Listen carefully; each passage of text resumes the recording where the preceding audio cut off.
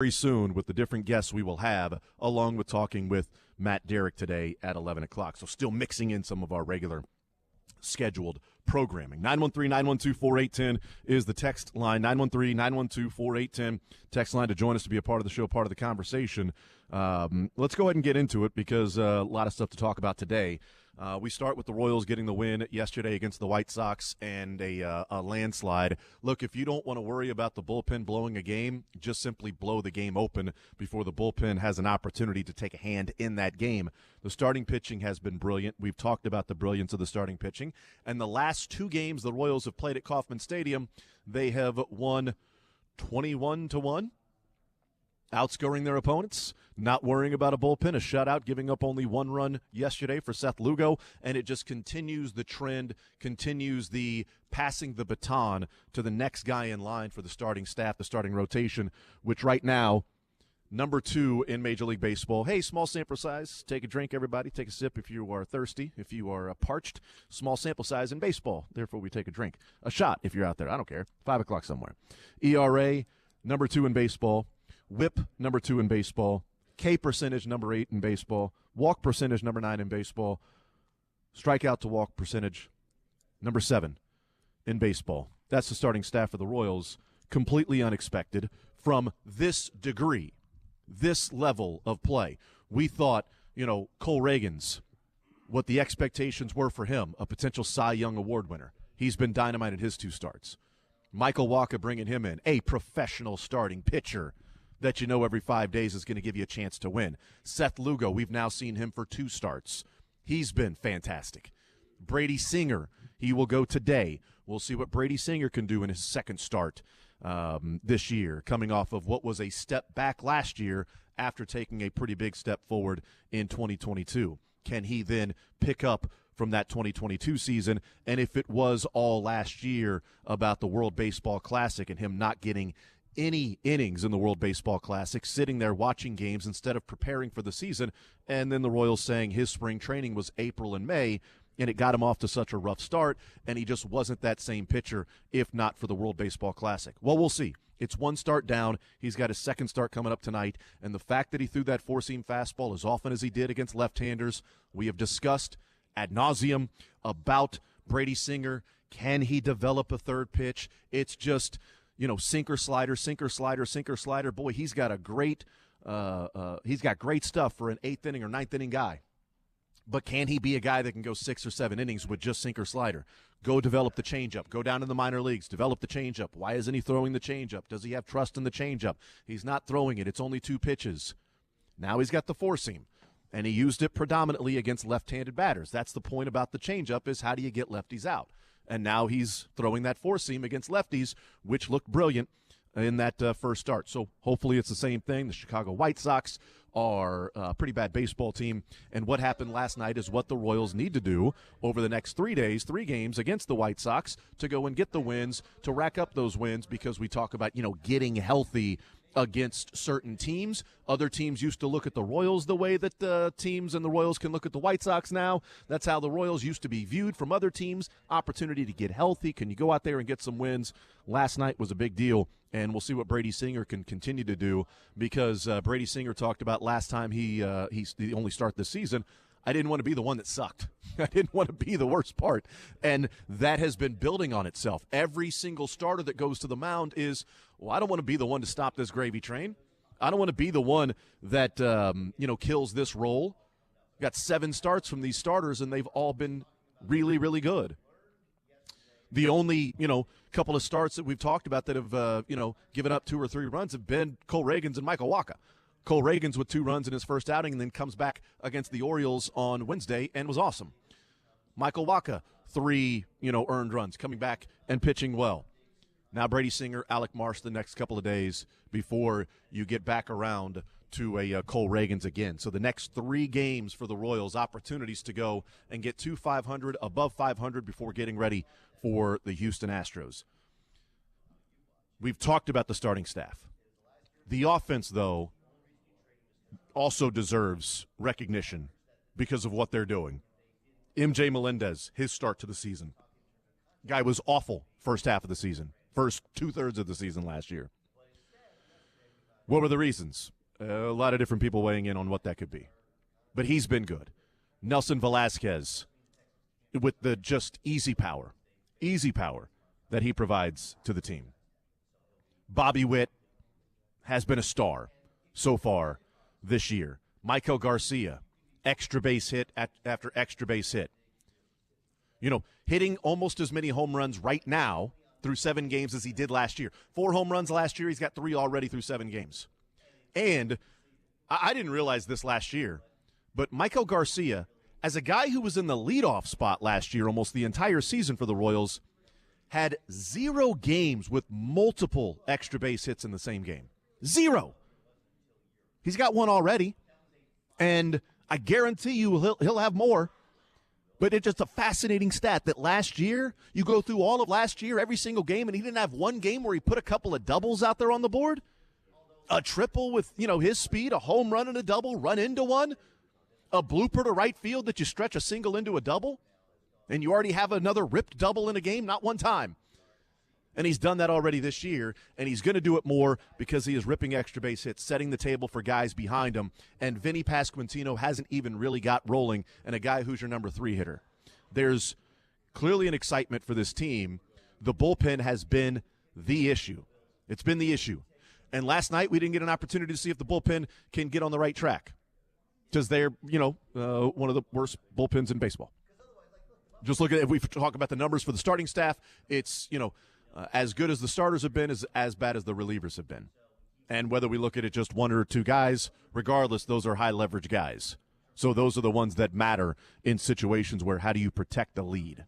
It's easy when you're winning 10-1. It's easy when you're winning 11-0 to go out there and just, I'm not going to walk somebody. I'm just going to throw, these, get these innings eater. Jordan Lyles, a couple of outings in Laffers. Great.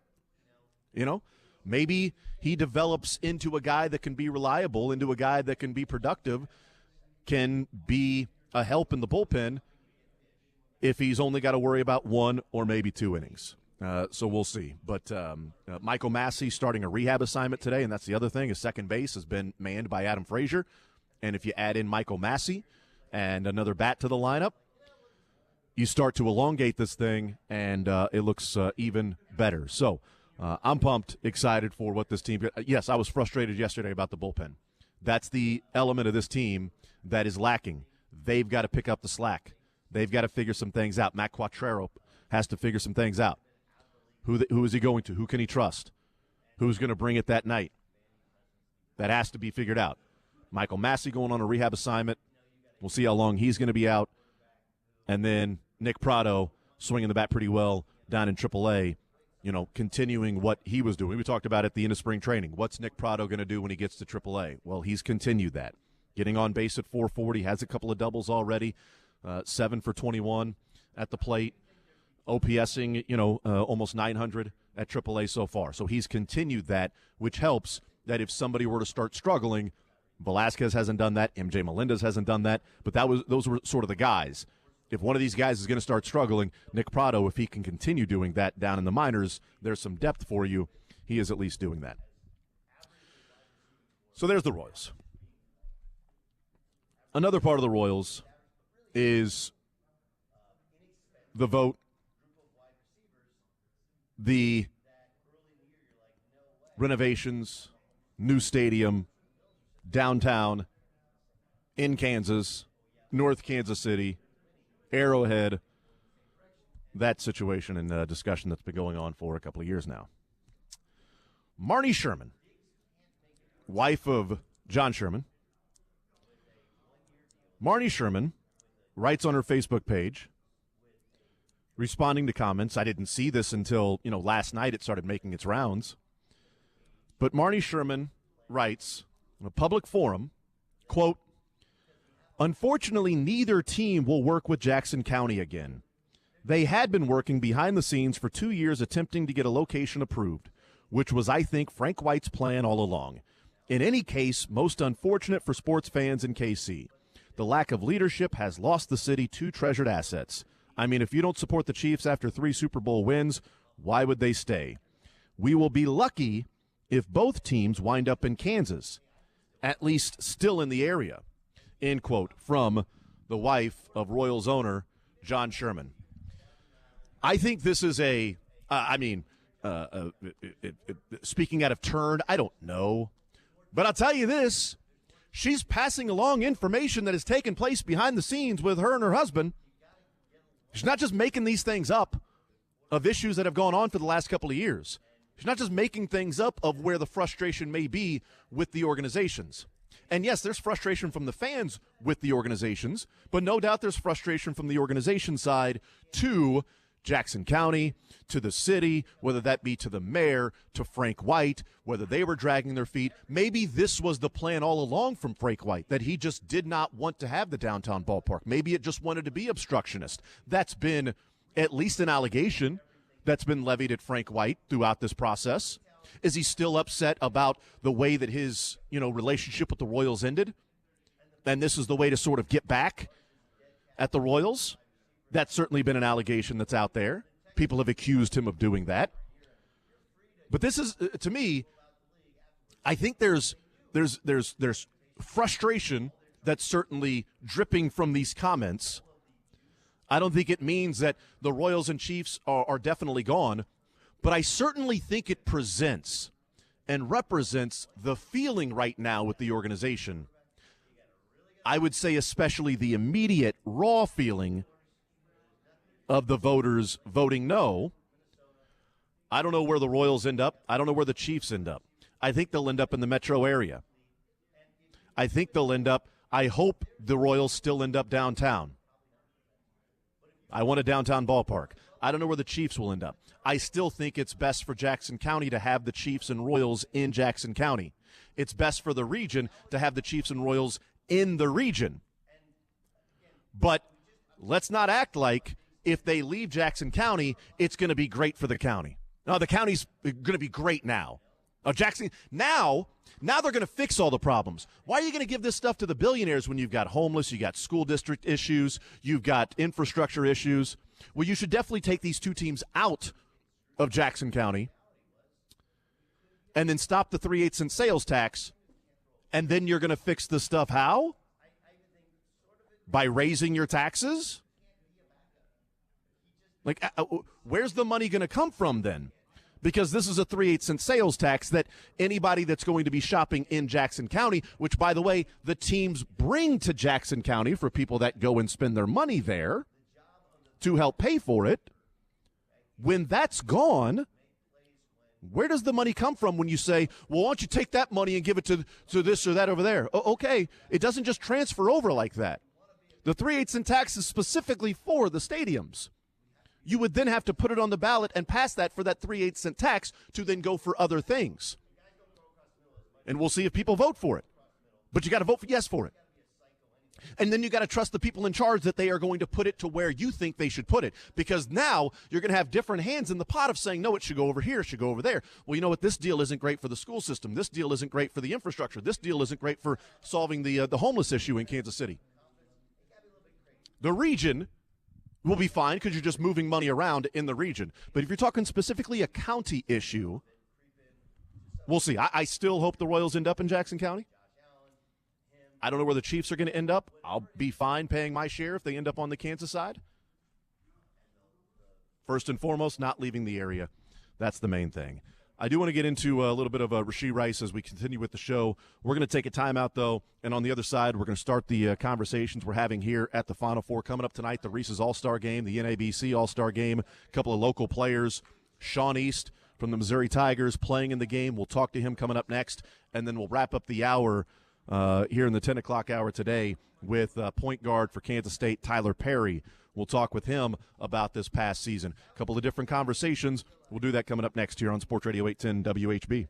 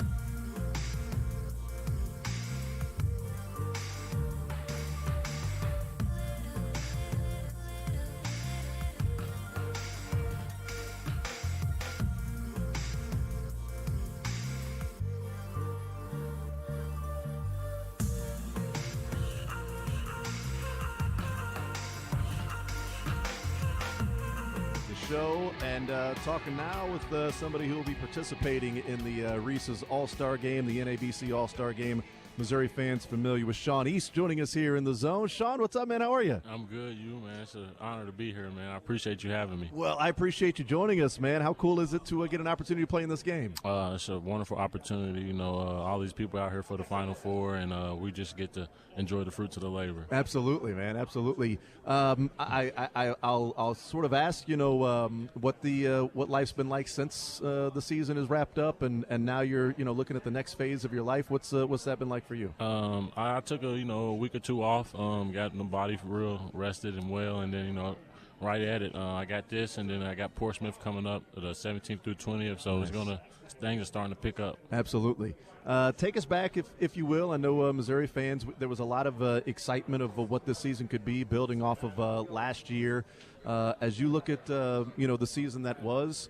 How do you sort of describe what the season ended up being for you guys? A very good learning experience, and just to know how to come in every day when things aren't going well, to give your all, and know that something good is going to come out of it, whether you're going to learn some things, mentally, physically, just coming and being present every day and learning all you can, no matter what's going on outside or, the results. So don't focus on the results, but being in love with the process. How difficult is that? Because, you guys were close. You guys were right there in games. And I know extra frustrating for you guys, but right there in games. And how difficult is that to, okay, let's start over again to get ready for the next one? It's a mentality that you got to take on. And I give our shout-out to Coach Gates and the staff. They came in with the attitude, and we just tried to follow that and come out and fight hard every day and learn and get better. It wasn't the perfect season that we wanted, but everybody got better, and they're going to move on, and they're going to have a good, excellent season next year. You think so? Yes, sir. Obviously, I hope so. Missouri fans hope so. What was it like playing for Dennis Gates, and why did you choose Missouri and Dennis Gates a couple years ago? That's why I chose Missouri. I chose Missouri because of Dennis Gates. He wanted me. As soon as he got the job, he called me. As soon as he got off the stage. Really? And he FaceTimed me. He showed me. He's like, hey, I just got off the stage, man. I want you as my point guard. So, immediately that showed me that he wanted me, had interest in me, and we just built a relationship, and it's nothing like playing for a coach who believes in you. The staff's amazing, from CY to Coach Cal Smith-Peter to Sharbaugh, Klein, all of them. They just embrace you and want you to get better each and every day and develop you in a ways that, can't explain. The numbers explain, but they develop you, and they care about you on and off the court. Did you believe that was inside you, that what you were able to do this year for Mizzou, taking the step forward in your game and scoring the way that you did, shooting the way that you did, from a guy that went to junior college to being a role player to, okay, now sort of it's your team? Did you know that was inside of you, that you had that potential at that level? Yes, I did, but my coaches allowed me to. They put me in spots. They developed me from the jump from this year to last year, man. We stayed in the gym each and every day. We grinded. So, the coaches, I got to give a shout out to the coaches and also my teammates for also believing in me, man. They put me in positions to win and, just gave me the ball in the right times. And, I put the work in, but, it was a village. Do you often sit back and go, why'd you let me get to my left? Why'd you let me get to – come on, man. You're toast. You're done. Whatever they give me, man, we're going to try to take it, man. Yeah. Just don't let them go left. All right, went left, you're toast, man. And then that little teardrop, man. Yes, sir. How long does that take to sort of – is that a natural thing? Is that sort of a touch thing? Grew up on it doing hot shot. Oh, yeah. Papa shot little? Yep. So from there, I just took it.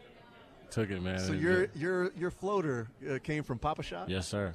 Oh, that's amazing. Yeah, man. Yeah. I gotta get an NIL deal or something with that. Gotta create my own hot shot. Yeah, that's awesome. In the Sean East Papa Shot. Yeah, for sure.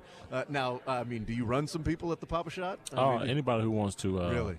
They can get it. I'm probably gonna get 100. So if you can't get 100, then you can't. Don't even try. Yeah, don't even try. Don't even try. Yeah. That's phenomenal. Maybe 100 in a game sometime. I don't know. We'll see, man. Yeah. Sean East is our guest, and Missouri Tiger, and it wasn't the best of seasons, obviously, in making it through the SEC.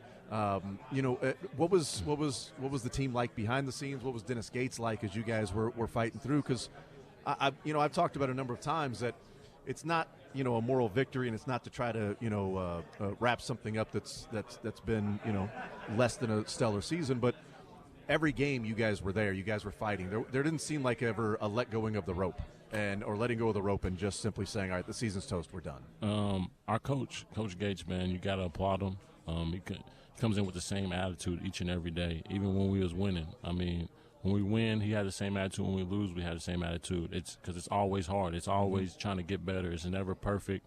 I mean, I experienced a 20-10 team, 25-10 team, and the same way he was last year is the same way he was this year. Like he doesn't change, man. He doesn't waver. He was on us. We just didn't complete the mission all the time. So he's a great guy.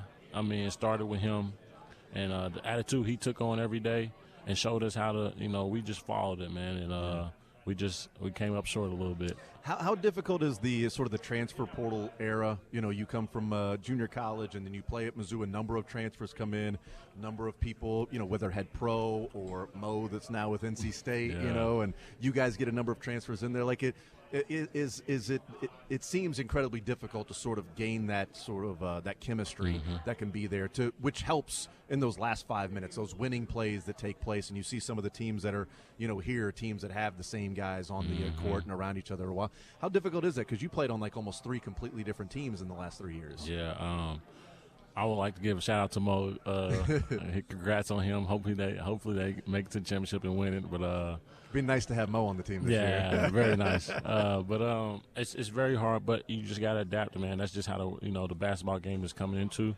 So me as a personally, I get lost in every day and the relationships and the people. Just trying to figure out that the ways that we can stay connected and just grow as a team, because it is new.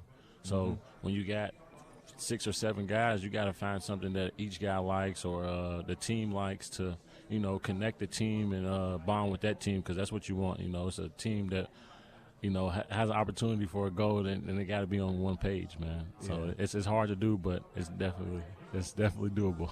Sean East is our guest. So last year happens, it's over, or the year before, I should say, and Kobe goes pro, Demoy's gone. At that point, did Dennis Gates come up to you and say it's your team?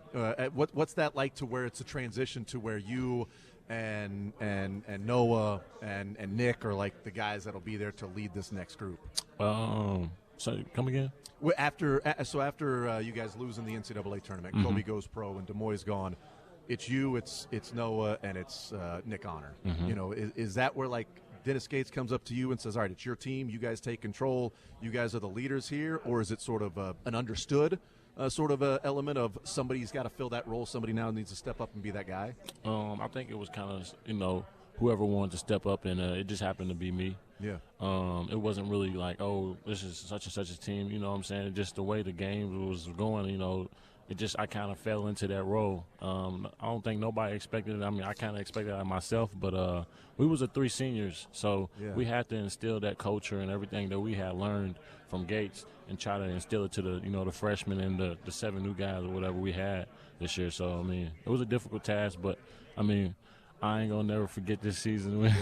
But good and bad. Good and bad. I mean, it's all right, man. You can't complain when it gets ugly, man, because it's gonna shine soon. Was there a mantra of like just win one, like just find a way to win one, or was it just win the game? For sure, just win. We wasn't worried about nothing else but that game or that day. Win this practice. I mean, we gotta get small victories when things is bad. I mean, you can't look ahead or in the past. You just gotta focus on the now and keep, chopping woods, what Coach Gates would say. Yeah. Yeah. I've been trying to tell people about how good Sean East is. I watched you back when people were watching Romeo Langford. Yeah. And it was like everybody showing up for Romeo Langford. Well, there's Sean. Yeah. Sean East doing his thing. And I always wondered, because when you guys would play Kentucky, they'd never bring it up and talk about how, Sean East growing up there, across the river in Louisville. It never came up in the conversations on the broadcast. I'm like, come on, man. I know he probably wants to win this game a little bit more. Yeah. Maybe a little more into this motivation to play this team. Yeah, I mean, not everybody knows my story. You know what I mean? So it's one day to get out. The more I keep going. So it's beautiful to see where I'm at now, how far I've came. But just knowing this, more to go. Sean East, Missouri guard, and you'll be playing in the game coming up tonight. Very much appreciate the time, man. Big fan, and I know the season wasn't what everybody hoped, but it was a lot of fun watching you play the last couple of years. Man, I appreciate you following me, and keep following me. We're going to do great things. Absolutely. There's Sean East. We'll take a timeout, come back, and continue more Zone next. Yes, sir.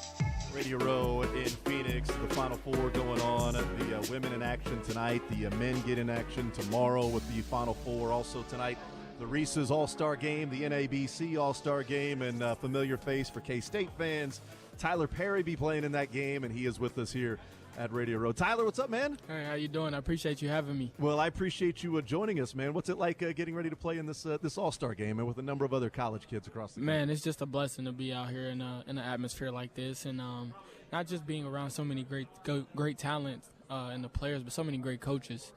You walk around and you see, John Calipari and Bill Self and the other greats and Jerome Tang. So just to be able to walk around this much talent in one room as far as coaches and players and it's just a blessing to be here. Yeah, Tyler Perry is our guest. How, you look back to the season, obviously it wasn't the season that you guys were hoping for, but for you personally, coming into K-State, going to Manhattan, playing for Jerome Tang, what was the year like for you?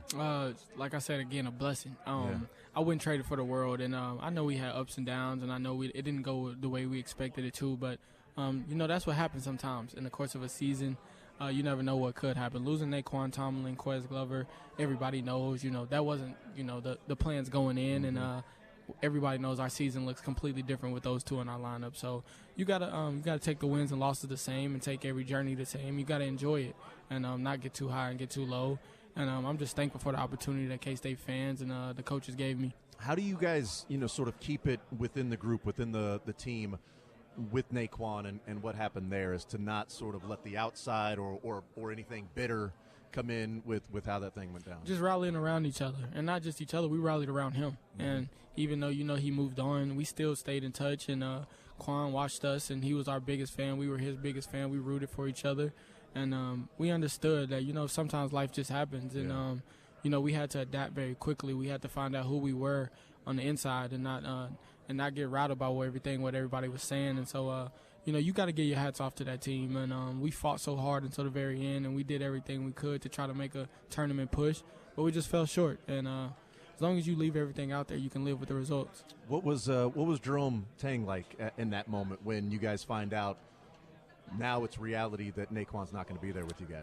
The head of our snake never got rattled, and Coach Tang did a tremendous job in keeping us together and rallying us together. And I don't know too many coaches in the world that could have did what he did for that team. And for him to stay as level-headed as he did with so much that was thrown at him from all different ways and all different sides. And, fans, I'm sure, let him have it and what he should do and what he shouldn't do. And so and then having to deal with 18, 19, 20-year-old kids and, deal with their emotions with losing a brother. So, like I said, I don't know too many coaches that would have rallied that team together like he did. Tyler Perry is our guest, K-State guard playing in the Reese's NABC All-Star game coming up tonight. What was it about Jerome Tang that got you to K-State to play for the Wildcats? Just who he is as a person. It was easy to look at the X's and O's, what he did with Marquise Noel, and be drawn to that. But when I talked to him on the phone and met him in person, the type of man he was, the type of husband he was, the way he treated his family, the way he treated his staff, and how really connected they were, and not just in front of the camera, but behind closed doors. You could tell it was a real family and real love, and it was genuine with him. And we still talk all the time. I just FaceTimed him yesterday. He'll be out here today, and so awesome. It's just a blessing to have somebody like that in your corner. Not too many head coaches want to be. They're not in this job to be a friend or to have a relationship when this is all said and done. But Coach Tang emphasizes that basketball is second, but teaching you guys how to be a men of faith is first. And how much of the flopping was a big part of that with Jerome Tang? Yeah, he definitely made sure I knew about it every time I did it.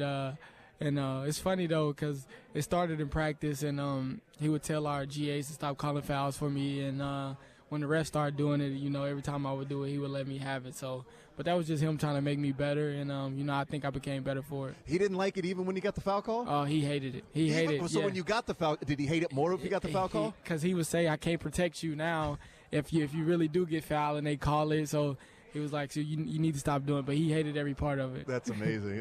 And how easy was it for you to it sort of happens. It's part of the game, right? I mean, you see that with different people. Maybe not the biggest one. I don't know. He said Iowa State has the yeah, for sure. It was just part of who I was coming in, and sometimes it was intentionally, sometimes it wasn't. But a lot of times I felt like I wasn't. There would be times I wasn't getting a fair whistle, so I had to show the ref. Maybe you're sometimes, a smaller dude. Yeah, for sure. And so, in the Big 12 is no joke. Yeah, everybody's bigger than I was, and so, like I said, it wasn't intentional, but like he definitely made me. He told me to be good enough to where they didn't have to call fouls. That's a great way to look at it. Tyler Perry is our guest. I know you mentioned you fought to try to make it into the tournament. What was the night like on February 5th in overtime, knocking off Kansas at home?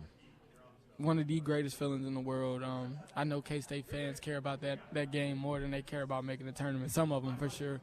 But one of the greatest feelings in the world to be a part of a rivalry like that and to be part of history like that. That was one of the biggest things. I didn't want to leave K-State without saying I knocked off Kansas. And so I hate that Coach Tang didn't let him storm the court that night. But he gave him one last yeah, year. He did. Gave him one last year. He said that. I told him to let him, but he was not going for it because he expects that, and he expects to win games like that. And we beat 4 top 10 teams this year, and I think we have 5 top 25 wins, and so he expects to win games like that, and that's why he set the program like that, and that's why they'll continue to make leaps. Tyler Perry is our guest. How close were you to going to Central Missouri? Wow.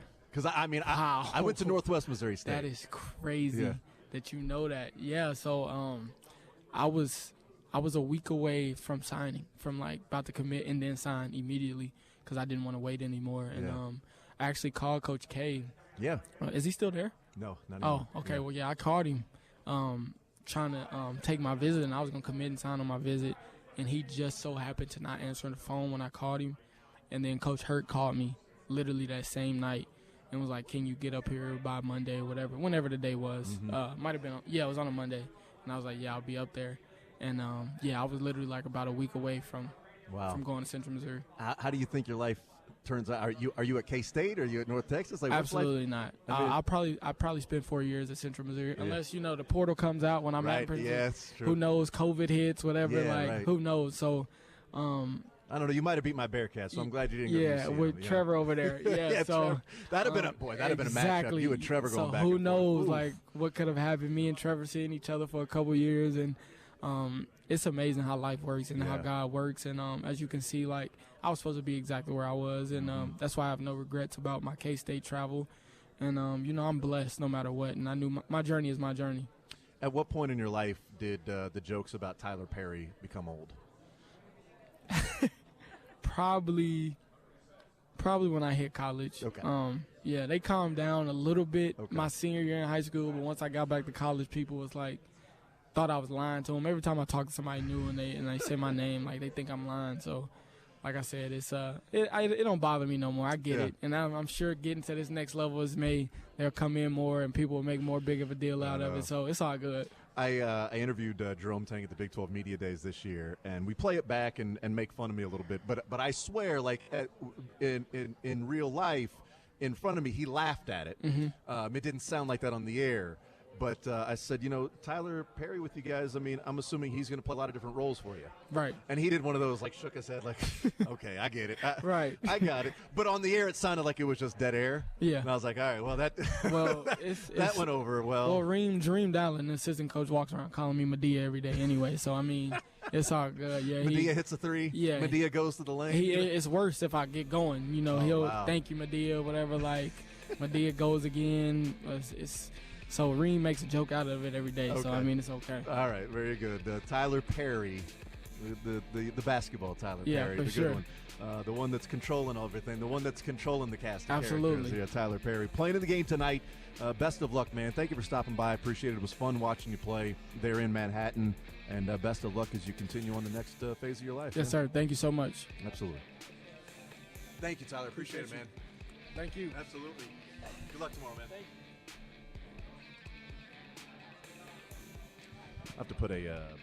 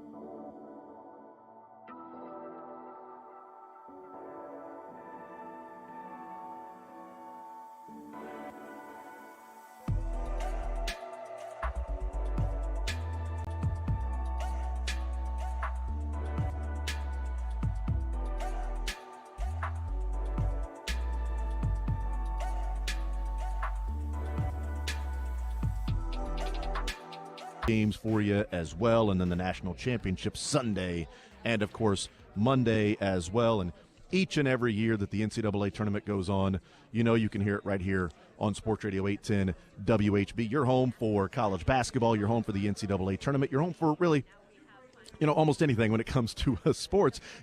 Todd Lebo used to say, Sports Radio 810, the home for everything that is really good. Isn't that the saying that Todd Lebo had that one time? A home of everything that's really, really good. That's what I think. 913-912-4810 is the text line to be a part of the show, part of the conversation. 913-912-4810. Coverage of the games brought to you by Xfinity, Greenlight Dispensary, Hollywood Casino, and Trailside RV. We'll continue talking some college basketball as Kevin Kugler will be our guest coming up in about 25 minutes from now. But right now, let's talk some Chiefs football. Matt Derrick is our guest. He is from Chiefs Digest and 41 is the Mike podcast, presented by Cap One Lending. Freedom Loan at Cap One Lending, the exclusive loan, helps you pay your home off in less than half the time, gives you access to your home's equity without having to refinance. Go to caponelending.com. Matt Derrick with us. Matt, what's up, brother? How are you, sir? I am hanging in there, Jason. I think it's great that you're at the Final Four. I just wish you were at the Final Four everybody cared about, man. You know what? You're not wrong. I was talking with Myron yesterday about that, and he was a part of the broadcast last night. He's a sideline reporter for the NIT championship, in which Seton Hall knocked off Indiana State. An entertaining, fun game, and clearly a game that meant a lot to both teams. So we got some drama, some entertainment last night. But he was there, and then he said, "I'm heading to Phoenix." Tomorrow, and I said, I thought maybe you would just make the quick trek up to Cleveland, watch those games, and then get on a, red eye or whatever and head to Phoenix for the Final Four. And he goes, man, I wish. I wish that was the plan, which is absolutely true because there is going to be some drama tonight in Cleveland. So I don't disagree, Matt, that that Final Four is certainly star-studded. The stars are in Cleveland while we're here in Phoenix. Star-studded, and it's going to be bonkers. But should have some fun basketball this weekend. I love the tie-in of, Caitlin Clark's dream school was UConn, and they recruited Paige Beckers instead of Caitlin Clark, and it's like this matchup now with the two. Like, it's very cool. And, by the way, a tie-in to get us onto the Chiefs conversation, the Chiefs tweeting out, rooting on Caitlin Clark tonight with a picture of her as a child in a, Chiefs gear, and, you root for us and we're rooting for you. So yeah, there's your Chiefs tie-in with Caitlin Clark with the social media for the Kansas City Chiefs. I could do another Chiefs tie-in that would just, yes, I guess, take us to a possible conversation topic, depending on what you want to do. But you know who had a Caitlin Clark jersey in their locker this year? Rashee Rice. Did he really? He did. They had a jersey exchange at an event that she was at and everything at the Arrowhead. So, yeah, he has a Caitlin Clark jersey. Wow, I did not know that. Well, very cool. That is a great transition, Matt. Very good. You are a professional. You're the best in the business for a reason. Let's talk about that. I was his lawyer, his representative, talked yesterday, the senator, Royce West, and he provided an update on the latest with Rashee Rice. I'll start off and ask you this, Matt. How surprised were you, or were you surprised at all of the admission that letting everybody know right now that, Rashee Rice was the driver of the Lamborghini? Not necessarily that that's what he's talked with the police about, but that the representative, his lawyer, was willing to present that publicly, that no, Rashee Rice was driving the Lamborghini. Yeah, I mean, surprised in the sense that, in a refreshing sense, that we are so used to these cases where everything is just you deny, go for plausible deniability and try to push as much stuff down the road and avoid saying anything that might impact the investigation or influence, people's thoughts about a player in a situation. And, I mean, we apparently are getting a lot of transparency here. I mean, we'll see how much of it proves to be, true and accurate. But how often do you see an athlete after an issue like this, immediately take responsibility in the way that Rashee Rice did? I mean, it's certainly it's a stark comparison to me to some other incidents that we've had in Kansas City, at least in the way that he's handled it and the way that his attorneys have handled it. I mean, certainly he's fortunate that no one was seriously injured, and therefore the legal peril is probably going to be less than it would be otherwise. Maybe that's why they feel comfortable talking a little more openly about it. Could be. But, you know, I mean, it certainly that's what Rasheed said in his statement, what his lawyer said about taking care of the victims. I mean, you know, that's it. You wish it didn't happen, but it is a refreshing difference in what we've seen in a lot of these cases.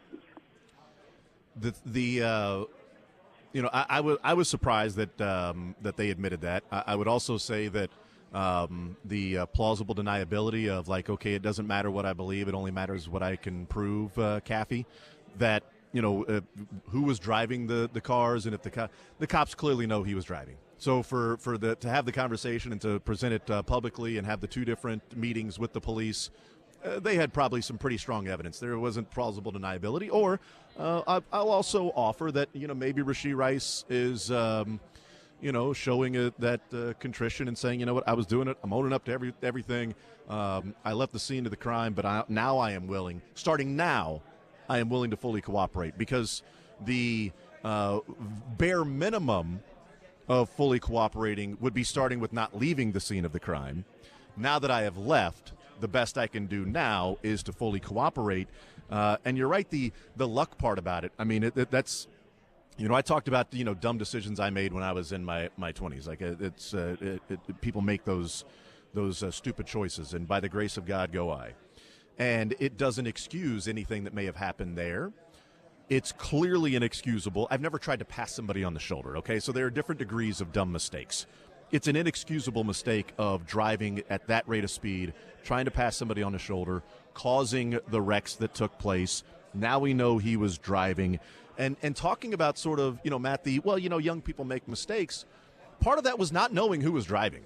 Not knowing, you know, because it's like, well, the Corvette was his. No idea about the Lamborghini. Well, you know, the Lamborghini was the one that hit the median and then hit the car and started that, you know, domino effect. And the Corvette was, you know, racing, and that was dumb.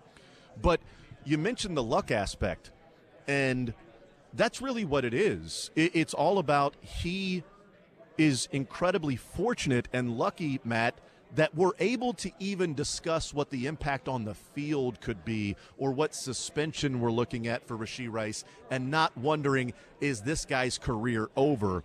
And maybe that's why he's going, you know what, I'm willing to just work with it, because I know how fortunate I am. Made a dumb, stupid mistake that's inexcusable, but I'm also not looking at a life that Henry Ruggs is now facing every day. Well, exactly. I mean, and, you know, and obviously we had another case in Kansas City that went another direction and has impacted lives in such a different way. And it can. I mean, and you're absolutely right. I mean, sometimes it's just the luck of the draw. Everybody in that accident sounds like was very fortunate. Certainly no one more so than Rasheed Rice, because that could have been so much worse. I mean, and, you know, and I get it. I mean, and if you're one of those people who wants to say, hey, this is the guy who's making a lot of money, and he's had a lot of attention, he's had a lot of breaks going his way, because he got to be a big man on campus and a big football star, and now he's in the NFL, and he should be more responsible. I mean, I get that, and I think, you know, absolutely, he was wrong for leaving the scene of the accident. I get why he was scared. I mean, you know, I'd like to think that if I was in that same situation when I was 23, I would not leave the scene, and I would stick around and take my punishment. I don't know. I mean, everybody's a little bit different. But I will say this. I mean, and just from trying to be as objective as possible, you know, Rasheed Rice, you know, and the impression that he has left so far in that locker room and everything is that he does seem like a stand-up guy. I mean, he did that with us this year in the media as far as just answering tough questions. I mean, either when he was or wasn't playing well, never hid, never did anything like that. And I'm not comparing the two, but I'll just say that his response to this accident, to me at least, has been inconsistent with the character that he showed during the season. Visiting with Matt Derrick from Chiefs Digest, 41 is the Mike podcast, presented by Cap One Lending. The next part of this, now that we've discussed what took place with the accident and the fortune that he has personally in his life moving forward, that it isn't more serious, there aren't more serious injuries to this. The obvious misfortune of those that were just driving down the road when Rasheed Rice and friends decided to do that. I was the main part that I said yesterday, and the minute I had to talk to the end of the show before the show was over after Rasheed Rice's lawyer talked, Matt, I was really shocked that he hasn't spoken with the Chiefs, that there has been no conversation in contact with the Chiefs. I think it'd be one thing if it was like, well, he's reached out to them and he's handling all of this and then they'll deal with that later. If it was like, Brett Veach or Andy Reid saying, you take care of that, we'll meet at some point. But they talked yesterday. That's 5 days. That's almost a week later. And there hasn't been a phone call or a text or an email or a memo or sent a carrier pigeon to Brett Veach or Andy Reid about, hey, yeah, we need to talk about what happened, what's going on, and what the issue is. Because, I mean, it's one thing, yes, you need to go through the investigation. And if his lawyer is already presenting this information, then it is out publicly. I think it's a huge misstep by Rashee Rice by not reaching out and saying, hey, Brett Veach, Andy Reid, let's have a conversation. I need to talk. I'm working with my lawyer right now and the Dallas Police Department, and you guys will be the next people to know once these meetings are done. But no contact seems like it is a misstep by Rashee Rice. Well, yeah, and I was a little fuzzy on that exactly about, whether the lawyer was saying that he hadn't spoken to the Chiefs or whether Rashee hadn't spoken to the Chiefs. If Rashee has not spoken to the Chiefs, that would surprise me. I mean, you would think that there would at least be somebody, whether it was, first of all, if I'm Rashee Rice, I want to talk to Clark Hunt as soon as possible. He's an SMU guy, has a lot of connections in Dallas, so that's the guy I want to talk to.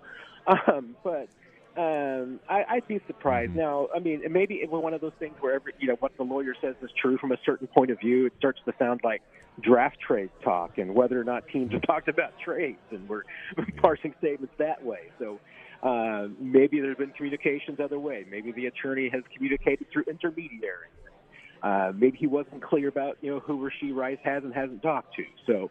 But at this point, I'm not sensing and getting anything that would seem that there's any concerns at Arrowhead one Arrowhead Drive about the situation and the relationship with Rashee.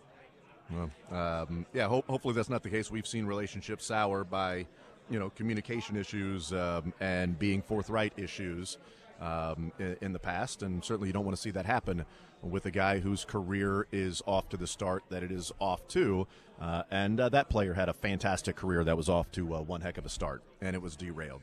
Matt Derrick is our guest. Chiefs Digest 41 is the Mike podcast. They signed Carson Wentz. We know who the backup quarterback is going to be, whether that is to come in and run some quarterback sneaks with the tush-push here in Philly, the brotherly shove, or that is just simply to be someone that has a pretty decent idea of the offense. What do you make of the signing of Carson Wentz as the backup quarterback for the Chiefs? Yeah, that was pretty interesting when I think it was Jesse Newell asked about running the tush-push, and he gave two answers, which I thought were notable. And one was, of course, that was the first I've heard of it. News to me. And news to me. And two is that he's absolutely right. As my partner in crime, Nick Jacobs, on the 41 the Mike podcast said, Jason Kelce's the one that made that work. We'll see if the brotherly shove continues to work without Jason Kelce in Philadelphia, because he was really the key to the whole thing. So we'll see what happens. But obviously the Chiefs had interest in Carson Wentz last year. He didn't want to talk about that not coming to KC a year ago, but it makes perfect sense. I think that's a good fit. Carson Wentz is obviously an experienced quarterback. Most importantly, he's experienced in this offensive system. Spent 5 years with Doug Peterson, so even the terminology is probably going to be pretty familiar to him. It's not like he was running an offshoot or just a variation of the West Coast offense. He was running Andy Reid's offense. So there's no doubt about that he's going to have plenty of knowledge about it coming in. And Chiefs seem pretty happy with this signing. So, and once again, it fits with the Chiefs' philosophy of that number 2 quarterback spot, which is that if they have to play without Patrick Mahomes for an extended period of time, they don't want this, the season to go by the wayside. They want to make sure that they've got an understudy who can keep the team afloat until Mahomes gets back. So, and they can still win games without him. So, this seems like the right signing, win-win all across the board. Visiting with Matt Derrick, Chiefs Digest 41 is the Mike podcast. It's yet another player that the Chiefs signed, and we heard from Drew Tranquill a few weeks ago, it was during the Big 12 tournament, when he talked about, getting to Kansas City, the culture and having that that childlike love that, was back in his system for football. And Carson Wentz talked about yesterday the culture, watching from afar and wanting to be a part of it, watching from afar and seeing, the way the team and Andy Reid went about their business and wanting to be a part of it. Whether it was the Chiefs offered him the most money and that's why, and then, hey, the culture part of it is just, hey, that's a cherry on the top. But it is somebody else that's mentioned as to part of the reason they wanted to be a member of the Chiefs is seeing it from afar and wanting to experience that, and hearing from Nick Foles, who had just a little bit of time in Kansas City, saying how great his time was around Andy Reid and the Chiefs. Yeah, there's two parts of that culture element, and one is that what you see from afar is the winning and the success. So that's easy. I mean, there's absolutely nobody, I think, in the NFL who would turn down an opportunity to play for the Chiefs, depending on, once again, the money, because they see the winning and they see the success, and they're like, yeah, sign me up for that. I mean, I think there's probably not a player in the league that if they were offered the same amount of money to play for every single team, I'm sure 95% of them or more would pick Kansas City for that reason alone. But the reason why these signings end up being a success is, when you talk about guys like Drew Tranquill coming in, it's how, the details of the organization that you don't see from the outside that is why these guys work and why it clicks. Mm-hmm. Because, Andy Reid runs a tight ship. Everybody knows what they're supposed to do. Everybody knows what their expectations are. There's no surprises. There's nothing like that. There's, everything is organized. There's nothing that's, halfway. Everybody knows exactly what their schedule is going to be. It's player friendly. It's all those things. And that's why they like it. I mean, and, there's for the most part, other than when some people do some knucklehead things off the field, there's no drama. Mm-hmm. And that really appeals to guys once they get here. And that's why I think that they thrive when they get here. Visiting with Matt Derrick, Chiefs Digest 41 is the Mike podcast. Clyde Edwards-Helaire re-signs with the Chiefs. Do you think they are still in the market for J.K. Dobbins, or has that ship sailed and Clyde Edwards-Helaire, hey, we'd like to re-sign you, Clyde. Well, I'm holding out for this or that. We got J.K. Dobbins in. Cool, I'll sign. I'm not sure if that was a part of the, the threat, if you want to call it that. But they bring back Clyde Edwards-Helaire.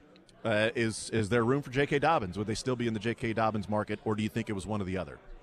I think the Chiefs are probably just as interested in J.K. Dobbins. It'll be if J.K. Dobbins is still interested in the Chiefs now that there's another mouth to feed in the backfield. Mm-hmm.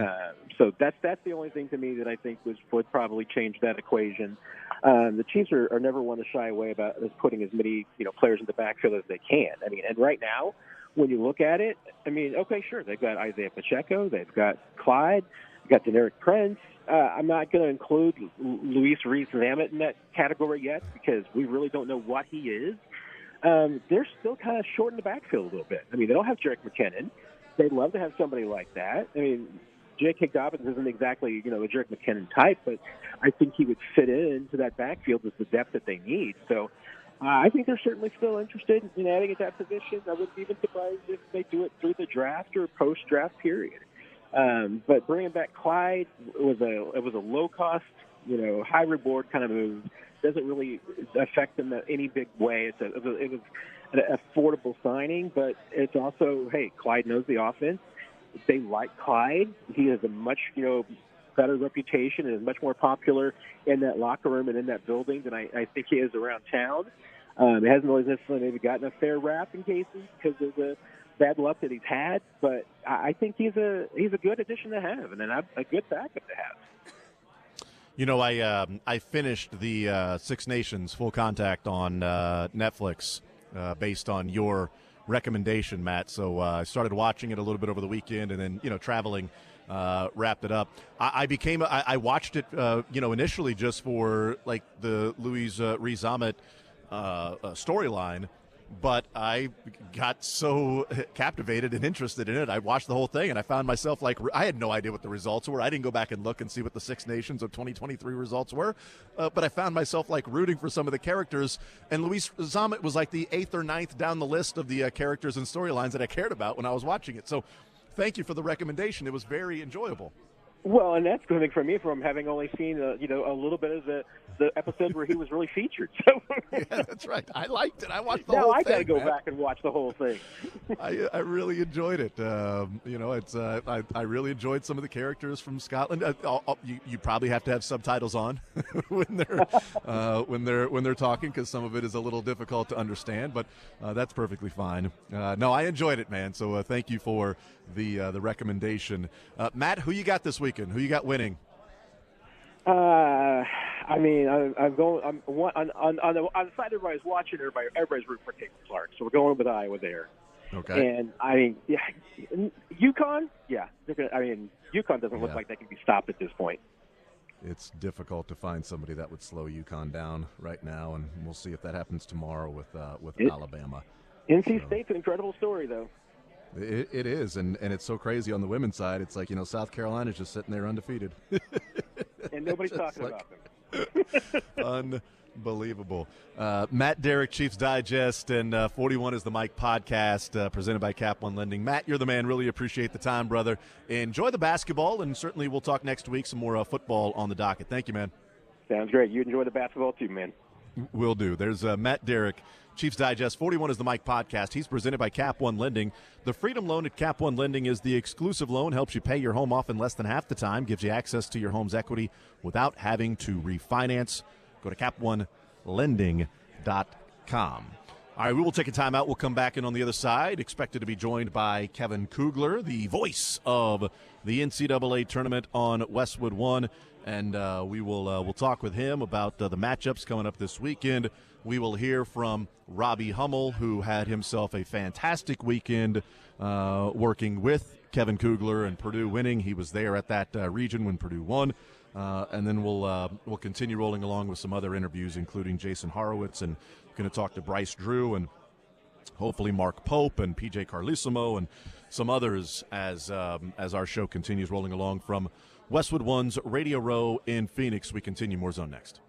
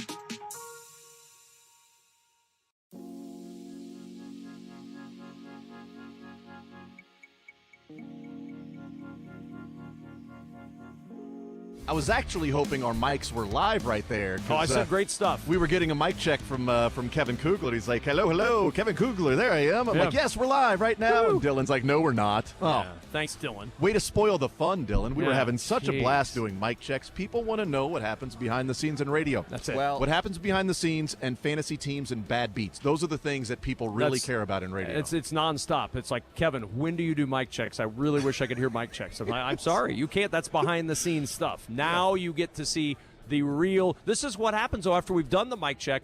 Now we can do this show. That's exactly right, because without the mic check, how would we possibly know if you were hurt or not? You would, and then imagine the throngs of Kansas City folks who would be sure they're worried about whether the Chiefs or the Royals are going to be in town. But what about Kevin Kugler? Is he on the microphone yet? That's right. And do I hear him? Is it right a voice? Is he overpowering Jason? Is Jason overpowering him? Is there a nice mix there? It's right there. Bethany made sure everything was good. Exactly. Bethany has been killing it here. I feel like I need to have two different segments with you. I wish you could. I enjoy coming on with you. One with just college basketball and the other talking about the Houston Texans. Like Gosh. I mean, I want to have two different conversations with you. But this is a remark. I for those that don't know, I do preseason football for the Texans before I go do stuff with Fox and in the regular season. Which, if you didn't, that would be random to just have a conversation. It would about be the very Texans odd, with you. yes. But I'm telling you, I've seen a lot of preseasons where the Texans, we went into the preseason going, what are we going to talk about this preseason? That is not going to be a problem this year in the preseason. My doubt. goodness, this is a team that said, hey, you know what, we're going to go all in now on the AFC and see if we can't track down those Chiefs. Absolutely, yeah. So it'll be interesting to see where the Texans sort of find themselves in the hierarchy of the AFC, but I don't think this is going to be a one-hit wonder. No, they seem to be building for the staying long power. haul, yeah. It's a young team with a lot of talent, and obviously CJ looks like the real deal at the quarterback position. Will Anderson's a stud on defense. And there you go. Texans talk. Come on up on WHB. There we go. Kevin, I think we'll be having Texans talk on the first game of the season. I think you will too. I think that's going to be. I think that's going to be the first game out of the gates. I think it's going to be Chiefs and Texans on Thursday night. Well, for those that don't know, preseason we get 3 games, and if you don't call them on your local, you don't get the game. So if somebody picks them up nationally, the last 2 years we've lost from our preseason package one of the Texans games. And I thought, for sure, this year we're not going to lose one of the games, and they go out and get Stephon Diggs. I'm like, all right, well, we may lose another one this year. See what happens. Yeah, there. they're certainly going to be a hot commodity this year. Can you write me a check for that? That'd be Exactly. great. Let me just go give more plasma. That'll be fun. Kevin Kugler is our guest. You'll hear him tomorrow on the broadcast as UConn will be taking on Alabama, Purdue, and NC State. You were in Omaha, so you didn't get a chance to see these 4 teams, but in Detroit you got to see Purdue. Yes. So you almost got to see, UConn, but by sort of proxy, you saw Illinois. Oh, yeah. And then you saw what happened to Illinois with UConn, which in a way could also sort of help color in the inside the lines of how good UConn is, because Illinois looked really, really good up until they ran up against the juggernaut that has been UConn. Yeah, I don't tell Dan Hurley this because Dan, as you probably heard, is very superstitious. What? The last loss they had was the last UConn game I called, which was Creighton hosting UConn in late February on Fox, and they lost. There was a big court storm, and I haven't had UConn since. So if he knows that, I'm probably not going to be allowed anywhere near this game or this team. I may be shipped back to Omaha before the games even start. So I'm trying to keep that one a little bit quiet. But this UConn team is such a dramatically well-oiled machine. They're to dominate the tournament like they have each of the last 2 years is unprecedented. They win every game by double figures. They roll really good teams. I'm with you, Jason. I thought Illinois was a team that could knock them off. And then a 30-0 run. I'll tell you, behind the scenes radio, we were doing the Detroit regional, and in one of the games in Detroit, there was an 18-0 run. And so I sit down with Rick Barnes or whoever it was. Oh my gosh, 18-0 run, coach. It rarely happens in college basketball. Tell me how that run came about, and we talked about the run. Then that night, UConn goes on a 30-0 run. My producer, Aaron Cummins, says, I've cut that question from the interview because it makes you sound like an idiot if you're asking this guy, boy, 18-0, that's great. And then somebody goes out and does a 30-0 run. So it was a remarkable thing. I think UConn and Purdue have been the 2 best teams in college basketball all year. Doesn't mean they're going to play in the national championship, but if they do, that has the potential to be one of the more anticipated title tilts in quite some time. Yeah, I know you're not rooting one way or another and won't give predictions or anything, but the feel – it feels like there's a collision course with these two. It doesn't mean that NC State or Alabama won't have a say in that, but it does feel like there's been, for a couple of months now, this collision course of Purdue and UConn with the opportunity of 5 games before that, another team can have a say. But that's certainly going into this. I feel like as much as a Final Four that we've had, that it feels like these two teams on the opposite side are just going to be there on Monday, and it's kind of expected and assumed. I have believed most of the year that there's a bigger separation between the best teams in college basketball and everybody else that I've seen in recent years, and I don't know if that's the transfer portal, if it's the COVID year, if it's a combination, but whatever it is, I really believe that there's been a significant gap between the top 2, 3, 4 teams and everybody else in college basketball. And if we get UConn-Purdue, that sort of bears that out because they've been the best 2 teams all season long. NC State might have something to say about Absolutely. it. Their run has just been magical. Last time they're in the situation, also a crazy run through the ACC tournament with Jim Valvano, and how cool that was. I did love to see some of the pictures of people going to the headstone and his the site of his grave and where he's buried, and all of the basketballs and NC State flags and flowers. People taking pictures there with this run. That was really cool to see, of sort of remembering what the original sort of survive and advance, story and mantra came from. It was really cool this week because I just came straight from Detroit to here, and we went over Wednesday. The Cavaliers were in town, and so we interviewed Sidney Lowe, who was the point guard from that 83 NC State team, and I sat down with him for 15, 20 minutes and did a long-form conversation about that team and everything about it, and he said we talk every single day still, these guys on this team. He said we have a text chain every single day, and obviously not since 83 because there was no texting then, but since texting came about, every single day they talk. He said several of those guys are going to be here, and he has promised that if they are in the national title game, he can't be here because they play, but he's going to wear the red coat that he wore as the NC State's head coach on the sidelines of whatever game they have around that national championship game. It was a really cool conversation, and it was a lot of fun memories to drag up. I was just a tiny little guy at that point, so my memories had to be acquired through watching the game, reading articles, all that stuff. But it's a really cool moment in college sports best event, the NCAA tournament. Kevin Kugler is our guest. You were in Detroit. You mentioned that. You had the, Purdue, Gonzaga. You had Tennessee, Creighton. That was the 18-0 run. Child's play. Thank you. The 18-0 run. Then you had Purdue, Tennessee.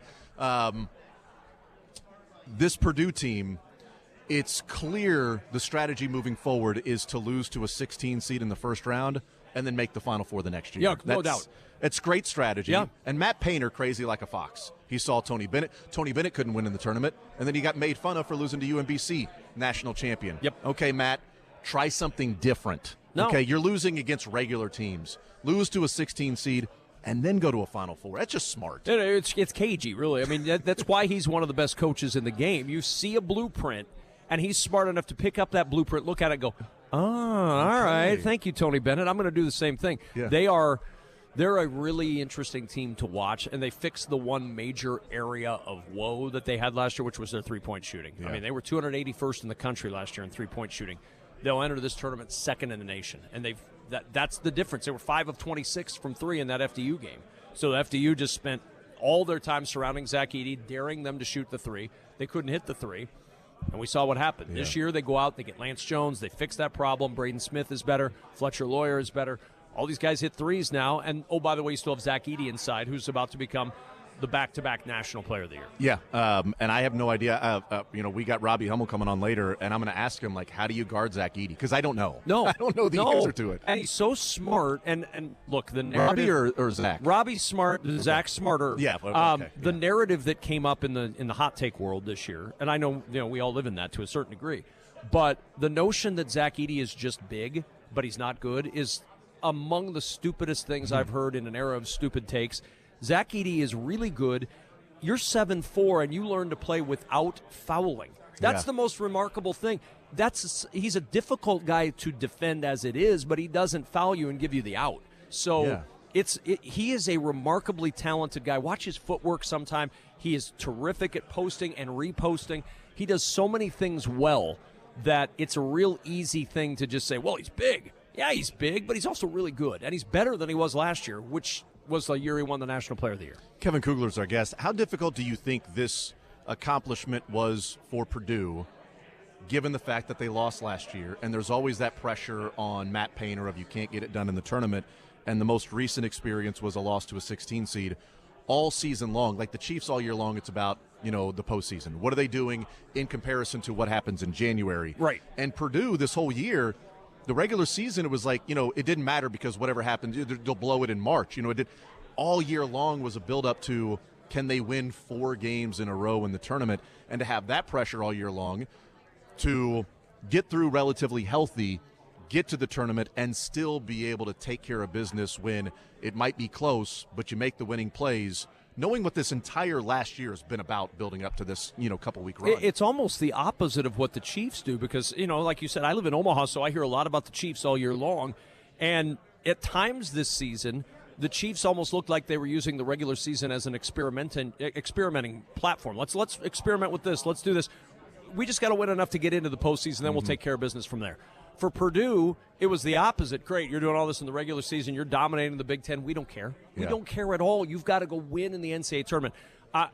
Being courtside with Robbie in Detroit was one of the more emotional endings to a game that I've ever been around because, as everybody knows, Robbie Hummel blew his knee out in 2009 right before postseason play.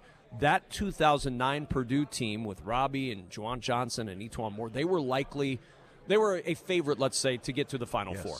They were an excellent basketball team, and in that year it was going to be hard to stop them. No guarantee, but they would have likely had a good chance to get there. They obviously didn't go.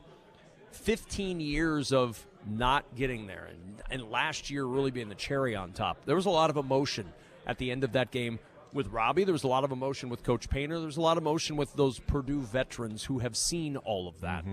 I think there's a relief now. They may be better in this tournament. I don't want to say the pressure's off, but I do know that they made it to the Final Four, and so that quells a lot of the conversation that was surrounding this group before they got here to Phoenix. Yeah, we'll talk to Robbie Hummel next. He's just get to watch, right? Like you got Jim Jackson and Clark Kellogg and Indy Katz, but Robbie's down here. Here's the deal. Robbie made sure he got a place that had a driving range down here. He brought his clubs. You could find one in Arizona? Yeah, it's hard to believe. It's hard to Weird. believe. Yeah, I was surprised they opened them at this point. I mean, in our area, we're not quite open yet. But he has spent a little time, I think, with the clubs in his hands. So you may want to talk to him about how his swing is now, as he's had a couple of days down here to hone that before he continues to play golf down here. I will do that. Kevin Kugler, you'll hear him tomorrow on the call right here on Sports Radio 810 WHB. Kevin, as always, appreciate the time. Love talking with you. Enjoy the basketball and enjoy the preseason with the Texans this year as well. That's coming up. It's right before you know it. Thanks so much. Absolutely. There's Kevin Kugler, our guest here. And again, you'll hear him right here on Sports Radio 810 WHB, Westwood One's coverage of the Final Four and the National Championship. And it's presented here on Sports Radio 810. All the games, every game of the NCAA tournament, you hear on Sports Radio 810 and also ESPN Kansas City. But you got WHB over the next 4 days. It's presented by Xfinity, Greenlight Dispensary, Hollywood Casino, and Trailside RV. We take a time out. We come back. We do talk with Robbie Hummel coming up next.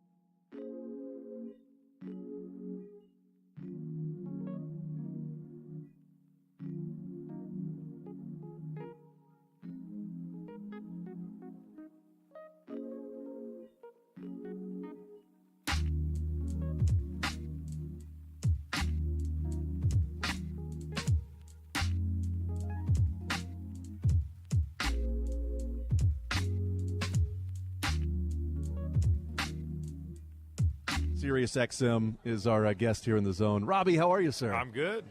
Good to be in some warm weather. I left Chicago yesterday, and it was snowing, so I'm happy that it is 75 and sunny here. Well, how about that? Yes. I mean, can you take us back to last weekend? I mean, are you still Cloud Nine? Yeah, sort of floating along? I'm so happy for the program because I know how close we've been so many times.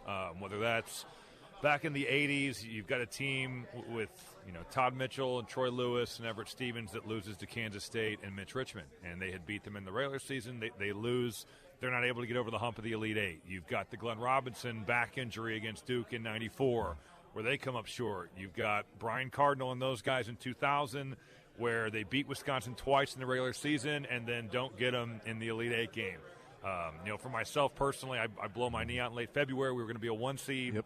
We had multiple NBA players on that team. That team could have made the Final Four. You look at 2019, and the team that loses to Virginia on that Diakite shot that forces overtime, and then you culminate that with the St. Peter's Sweet 16 loss and Fairleigh Dickinson last year. So it's a tortured history, right? So to get all over the hump finally, and I think the most impressive thing to me is the level of resolve and toughness that the team played with all year long.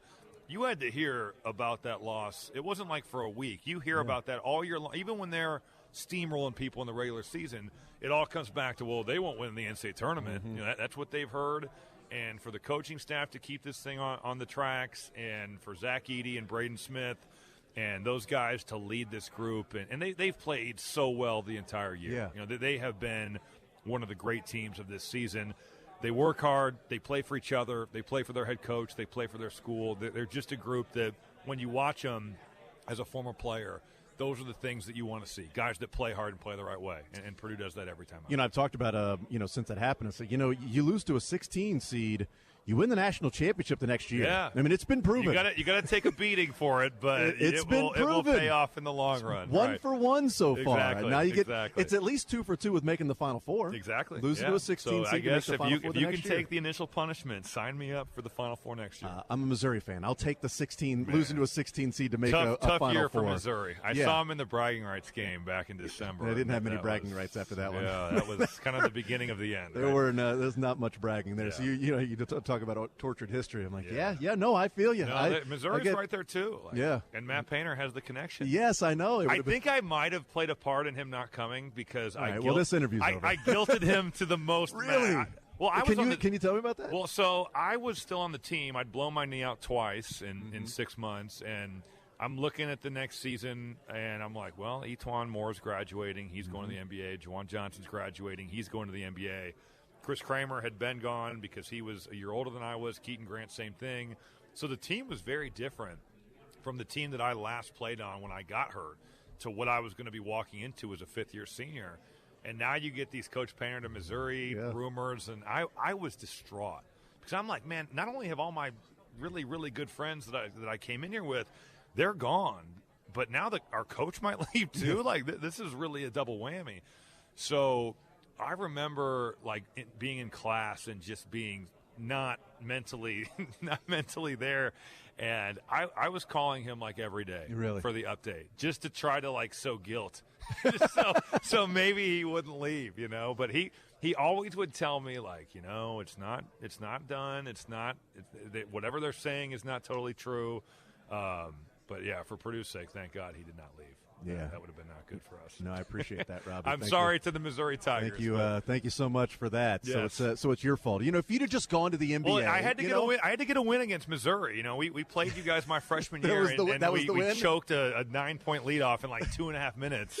So we had to get even, and that's why we kept Coach Payne to ourselves. Yeah, the win was keeping Matt Painter. Right, that's not a great. I'll exchange. Yeah, you'll take the regular season. You would have taken the loss to flip get that around, man. Come on, that's crazy. If you'd have just stayed healthy and gone to the NBA, I know I wouldn't have been there to guilt him. I would have been worried about pre-draft. And how things change with injuries. What a and blessing this ACL tear twice was. Right? See, that's looking at the bright side. There you go. That's Robbie the silver lining. We're in the Final Four now. That's right. Is it easy sort of to look back and think of what could have been with injuries? I think of Houston and Jamal Shead. Yeah, I think really they're feel here.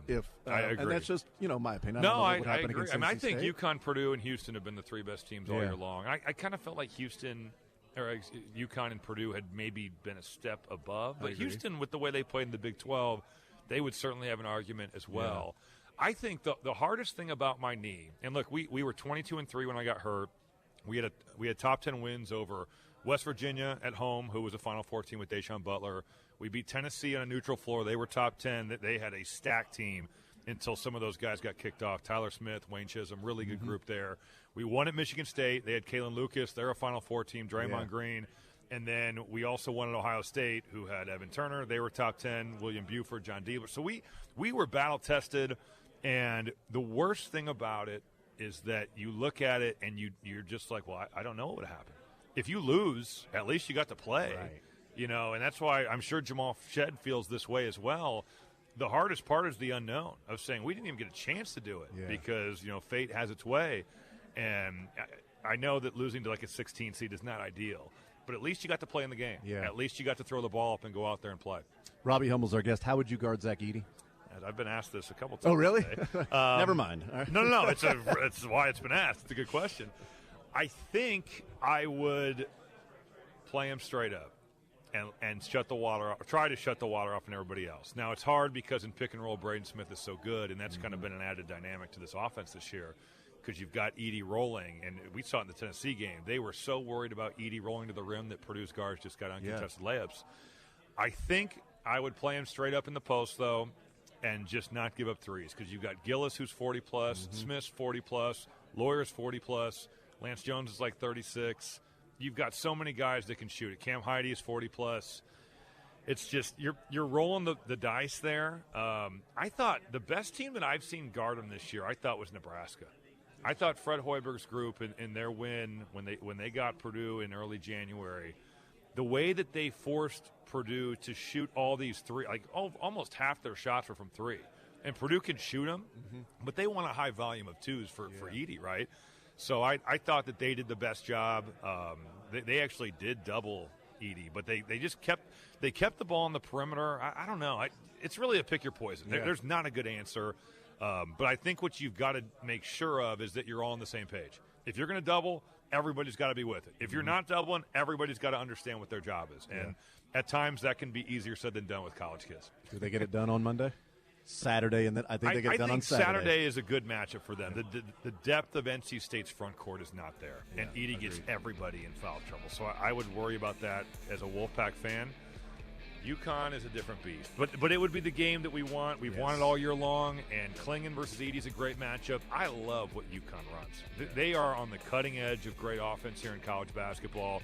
Obviously, Danny Hurley has made them into a defensive force as well, and I'm sure he won't take offense to this plane thing at all. He'll be very calm, cool, and collected about their plane not leaving till 1:30 a.m. last night. No, it'll be perfectly fine. He won't use that against them. It wasn't planned at all. Yeah, of course. That was brought up. Yes. That was the done conspiracy on purpose. theories will flow. No doubt. Robbie Hummel, former Purdue Boilermaker, and now with Westwood One and Sirius XM.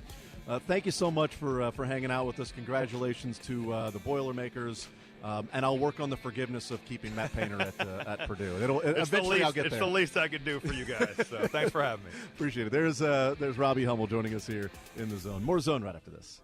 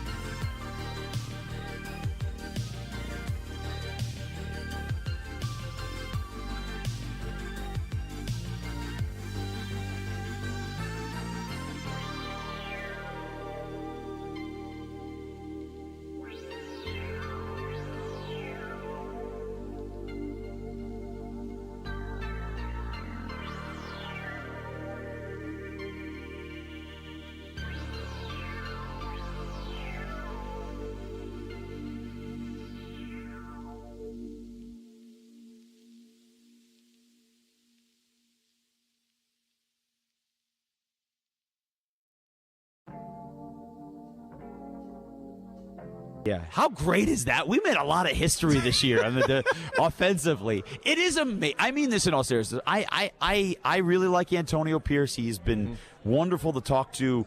And the way that the defense played really all year, but certainly after he took over, was remarkable. But I really think it is remarkable the fact that we were still in playoff contention until week 17 with an offense that really struggled all year long. Yeah. All year long. Yeah, it was phenomenal for the Raiders to be able to do that, and I think they made the right decision in Antonio Pierce, Yeah. and I'm glad they hired him. It certainly seems like the players have rallied around him. They love playing for him. Yeah. We'll just see if they can get something going offensively. Hopefully not. I Yeah. don't know. Hopefully not. Antonio Pierce, he did say that they've got the formula to beat the Chiefs. Yeah, So he I did. I don't know that. So remember, I don't know I that grew two up- defensive scores would be. Well, that's a good formula. I don't know that you know this, but I grew up in Detroit around the bad boy era. I remember they had the Jordan rules. There was the whole thing about the Jordan rules. So my background as a fan, I was a huge Pistons fan. Isaiah Thomas Dumars were on my wall.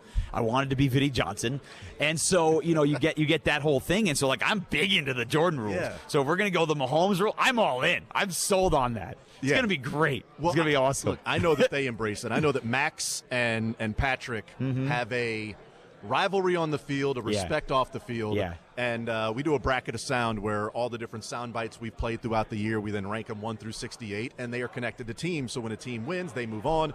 If a team loses, That's a fun radio gig thing you guys got Yes, going on. It's fun. The selection committee gets very exhausted over those couple of weeks putting it together. I just audit the selection committee. Okay. It may be a selection committee of one, whatever. What was the upset? Did you guys have a 14? Did you get a 13? We have. You're pulling up. I got to find my bracket here. No, it goes along with it's with the teams. So it's not. Oh, So okay. we got NC State in the Final Four. So I see. The I see. soundbite that was connected with NC State, which apparently was me talking about how I didn't think there was a dead body in my house. You want to find the context of that? That's perfectly fine. I really do. That's I perfectly really fine. do. Purdue is connected to Chiefsaholic Lawyer that had all the puns about Xavier knows that if he were to get tackled, his knee would not touch the ground.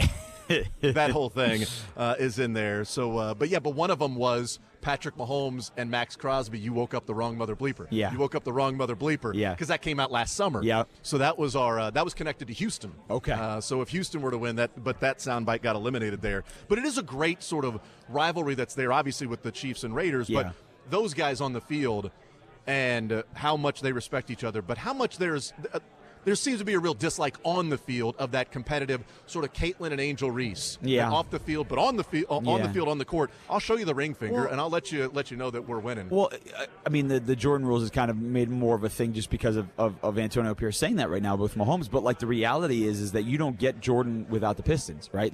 Because they had what he wanted, and the Celtics had what the Pistons wanted, and the Chiefs have what the Raiders want, right? And it's not a rivalry if you can't beat the team you're trying to play. I grew up in the Michigan-Ohio State rivalry. I loved it. But, from 2006 to 2000, whatever it was, it's not a rivalry. When you lose 19 of 20, that's not a rivalry. It's a history. It's a game that people look forward to. But it's not a rivalry anymore. And it's wonderful that the Raiders went to Kansas City and won to restore that. Yeah. But you've got to beat them more than once every 4 years or once every 6 years. It's got to be something that both teams are like the Ravens and Steelers. You believe either of those teams is going to win that game, that's a great rivalry. Yeah. Jason Horowitz is our guest with Westwood One, but also the Raiders play-by-play announcer. They signed Christian Wilkins. Yep. I am convinced that if the Chiefs didn't come to an agreement with Chris Jones, that there would have been a blank check slid over to Chris Jones and said, fill to out Christian whatever. Wilkins? But, yeah, to Wilkins, they gave to Christian Wilkins. Yeah. But if Chris Jones didn't come to the agreement, I see.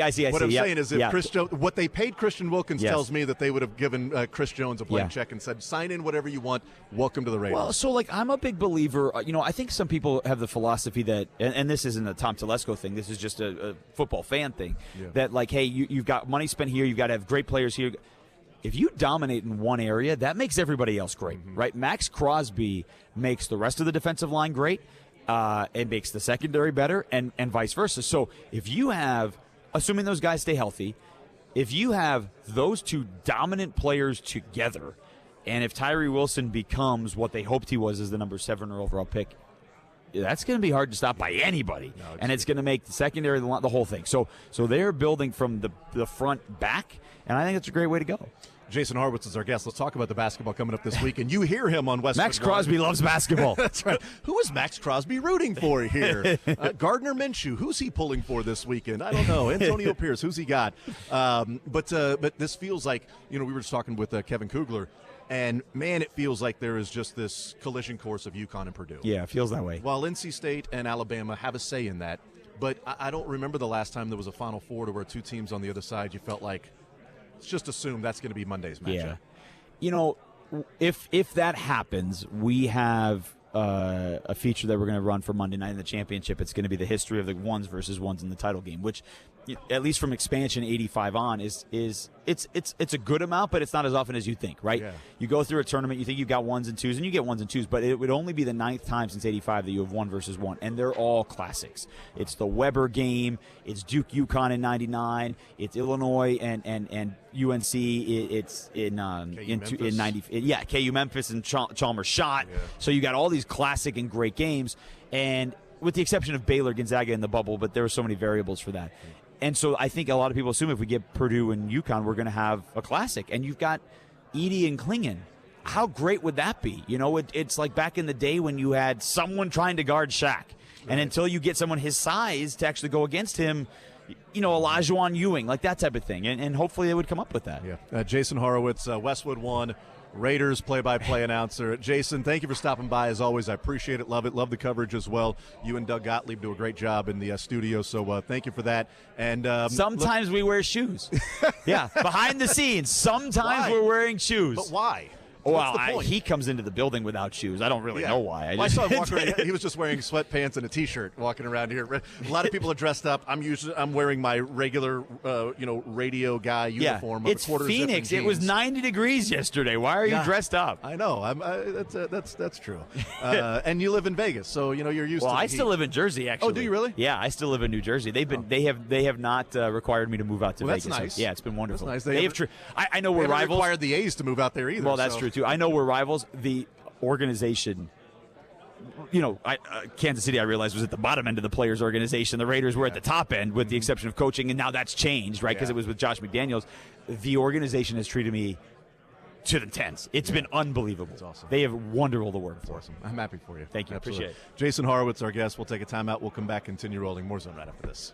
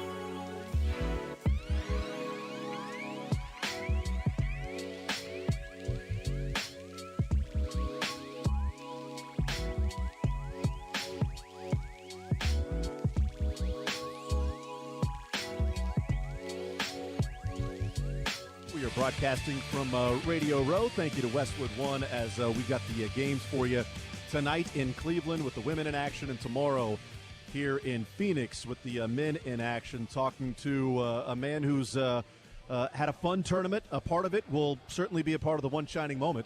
And that is Bryce Drew, head coach of Grand Canyon, joining us here in the zone. Bryce, how are you? I'm doing great. Thanks for having me on. It's great to have the whole basketball world come to Phoenix. Yeah. Our hometown for the weekend, so really exciting. How's life been at Grace? 4 years now. You've made 3 tournaments. I mean, what the heck? I mean, you can't get there in 22? Oh, yeah, What's I know. your problem? I know. My wife got on me really bad for that, as others did, for not making it that year.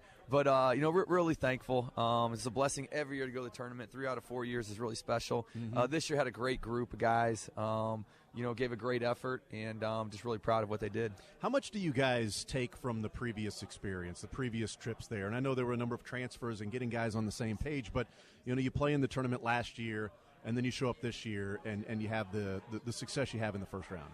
It's a challenge every year. It's a different team. It's a different dynamic. You have to build your culture a little bit different every year with the personnel that you have. And so, we went on a summer trip to the Bahamas, and yes, the Bahamas is a great place to go. And the guys enjoyed that, but I think that was really a key part. We got to know each other, got to really spend some time together. We had some issues with travel, made us bond a little bit together, and it really propelled us, I think, at the start of the year.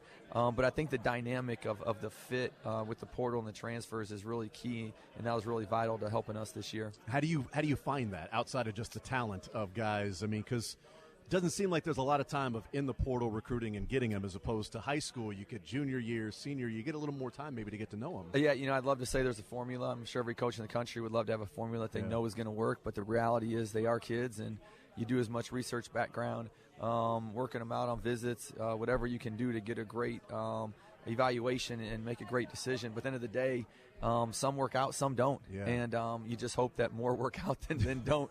So you have quality players out there. But there is we do spend time on it, and we try to find a fit first for our team. You, speaking of one of those guys, Bryce Drew is our guest, but you got a local kid on your team, Tyon Grant Foster, KCK, as we're here in Kansas City. But he's been fun to watch, and his story is phenomenal, not just being a transfer, but, playing at Kansas and DePaul, and then not knowing if he would ever play again. What was that like, sort of recruiting him, having to know like the doctors were okay with everything, and then watching him get out there and perform again? I mean, it was pretty remarkable, and right there in your backyard. I'm sure a lot of schools now are like, man, why didn't we take a risk on him?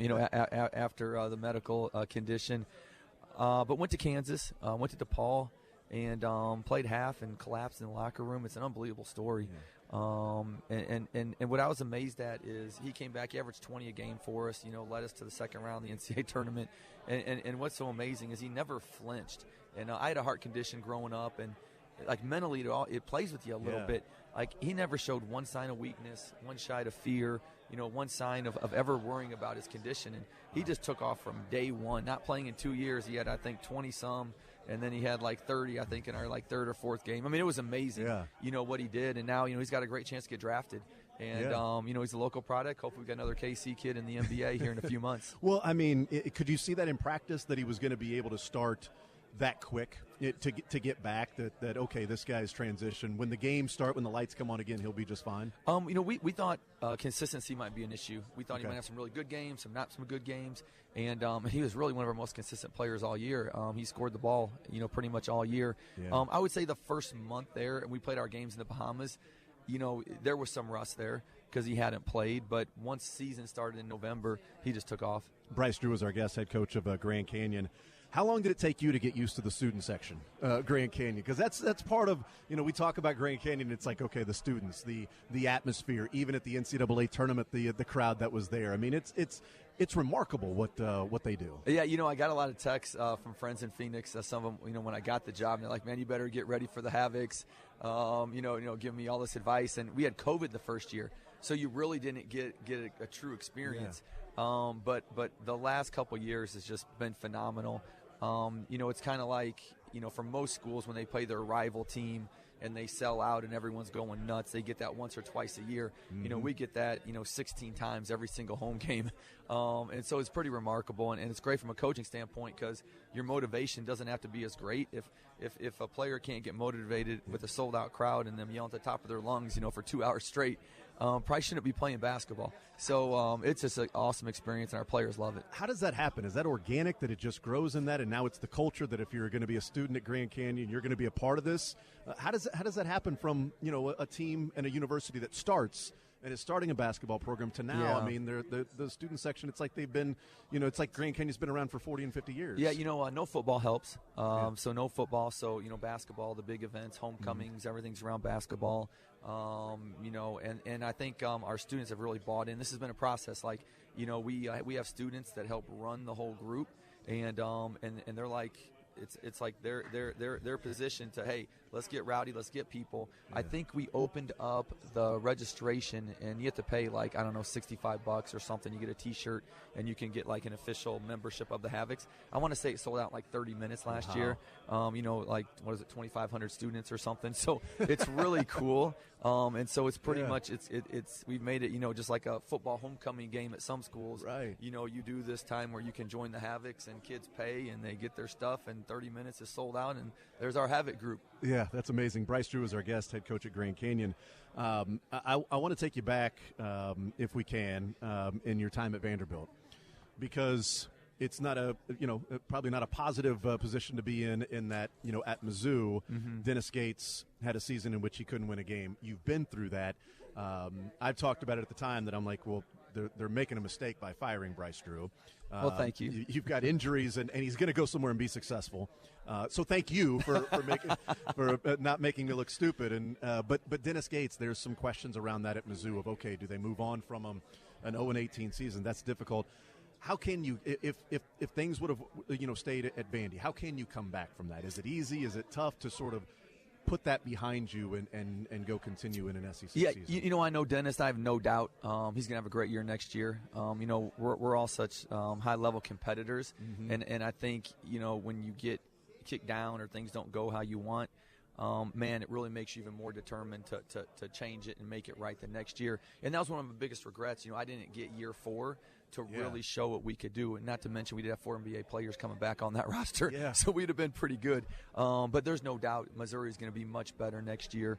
Dennis is going to get them going. And, the story I would tell Mizzou fans is Kelvin Sampson, who is a really good coach, number 1 in the country.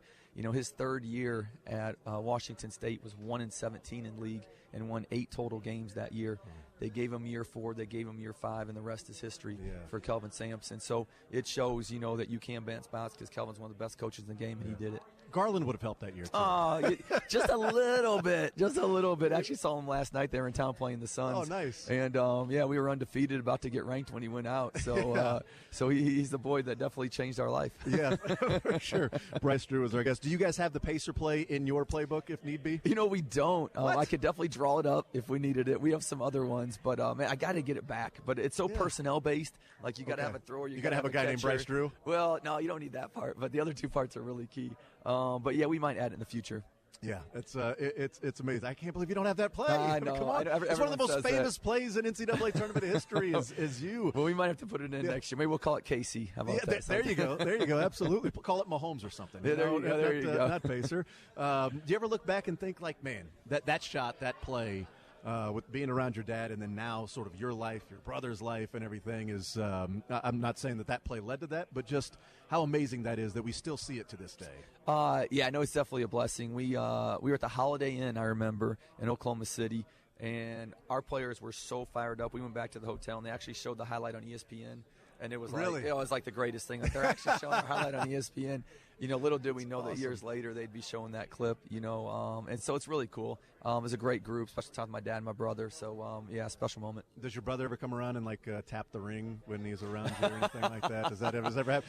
Does he have bragging rights now that he can't say anything? He definitely wears it. I'll tell you that. He's coming in town today, and I'm sure it'll be bright and shiny right there on his finger when he walks in the door. Bryce, thank you so much for the time. I really appreciate it. Thank you. There's Bryce Drew, head coach of Grand Canyon. Fantastic season. 3 of the 4 years he's been there, they've made the tournament and win a game this year. We'll take a timeout, come back, more Zone next.